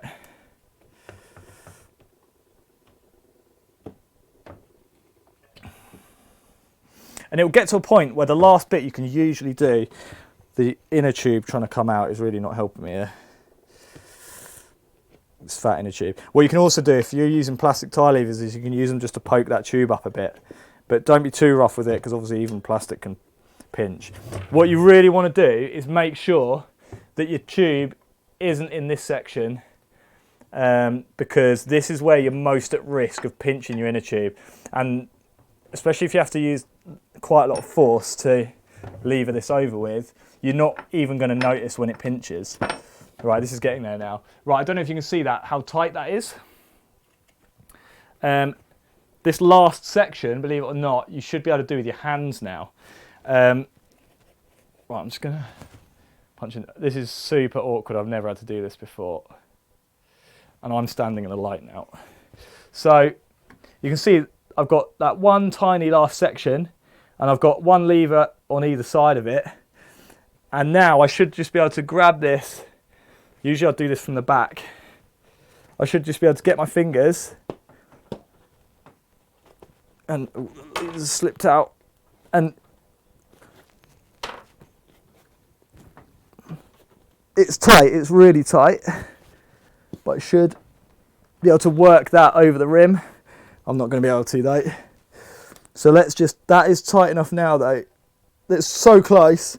I'm going to be able to work one right in the middle. Oh, it slipped off, it wasn't on properly. right in the middle of that last little section. That lever's actually a bit crap, it's flattened out a bit. The hook's not great. There we go, and that's just popped over. And that is how you fit a tyre. That wasn't the best example because, I've just accidentally taken a photo again. That wasn't the best example because that is a particularly tight tyre. Trials tyres on a 19-inch unicycle are a lot easier to fit. Learner unicycles have usually got a much easier tyre to fit. But yeah, that is how you fit a tyre to your wheel. So we're coming to the end now of this workshop. Yeah, wow, it's like it's 3-inch like trials tube. I think it's a 4-inch. It's one of the ones that Mark Fabian uses. And I use it purely in this wheel because the tyre's so narrow that I pinch flat really easy. And I found for some reason if I use a really fat tube, wow, it's dark in here, isn't it? If I use a really fat tube, I actually avoid pinch flats. I don't know how that works, but it does. So yeah, I use a massive tube in this narrow tyre. It's like a well, it's marketed as a 2.3. Yeah, 2.3. It ain't a 2.3, it's like a 2.2. So yeah, to avoid getting pinch flats, I use a huge oversized tube in it. And it seems to work. I don't know why, I don't know, there must be some kind of physics behind that, but yeah, it works. I'll quickly go through the Hubguard again, just for the benefit of Wout.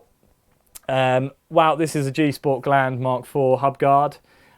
It's primarily to protect the hub and the spokes. Because obviously if you do grinds and you get grind damage on your spokes, it's going to severely weaken your wheel. I only have one on the right hand side because I only do back foot grinds on the right hand side. Front foot grinds I'm much more used to doing, and I can get my pedal on the rail or the ledge every time, and I know I'm not going to smash my bearing housings or anything.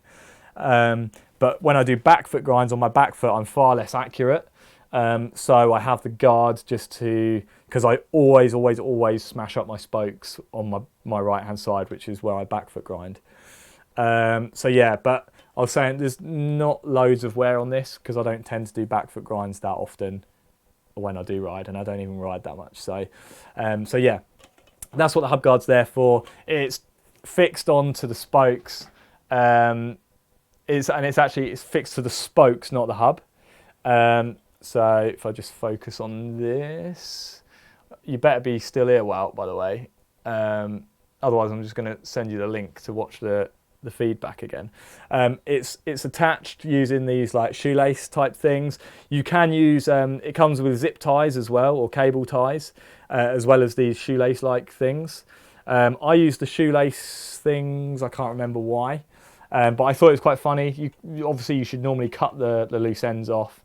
I didn't because it looks like shoelaces and bloody hell, this is awkward. It looks like shoelaces and it looks like these are literally about to get caught any second in your cranks. They never actually have. I've never actually got these caught, they've never got tangled, but it seems to like stress people out watching you ride, so I quite like that, it's quite funny. But yeah, I'd advise you cut these off, like the loose ends, or tie them up. But yeah, that's the Hubguard. So that is basically the workshop. Nice one, John. I'm glad that's come in useful. I'm really glad that's come in useful for someone. If this only helps like a couple of people, then it's job done really. Plus, if people want to watch this back, I don't know if there is an option for watching this back afterwards, but if there is, then obviously loads more people can watch this post-event. So yeah, that is... Hopefully that's answered some questions you might have had about unicycles, or if you didn't know anything about unicycles at all in terms of maintenance, hopefully that's helped. And we've got another one of these. Holy crap, I've just realised this has been almost 3 hours. If you want to come back tomorrow, same time, 3 PM UK time, GMT, or UTC, we're going to do a wheel building workshop. That is fairly in-depth. But yeah, hopefully the wheel is by far the most complicated part of a unicycle. So if you want to learn how to build a wheel and maintain it, I'm not an expert on wheels, but I can do it. So I think it's really valuable knowledge. Even if you don't attempt it yourself, if you just know the principles behind how a wheel works and why they're strong and how they stay strong, then I think that's really useful. So thanks for tuning in. For those of you that are going to come back tomorrow, I'll see you tomorrow. And for those of you that have only just joined, there's some links in the description to a seat post repair tutorial for the KH seat posts and a puncture repair tutorial. I was going to repair a puncture in today's workshop, but I'm glad I didn't because it already took long enough. There is a puncture repair tutorial link in the description. So if you want to learn how to repair a puncture, which I think is an essential skill to maintaining a unicycle, then go ahead and click that link. But in the meantime, thanks for watching, and we'll see you in the next one.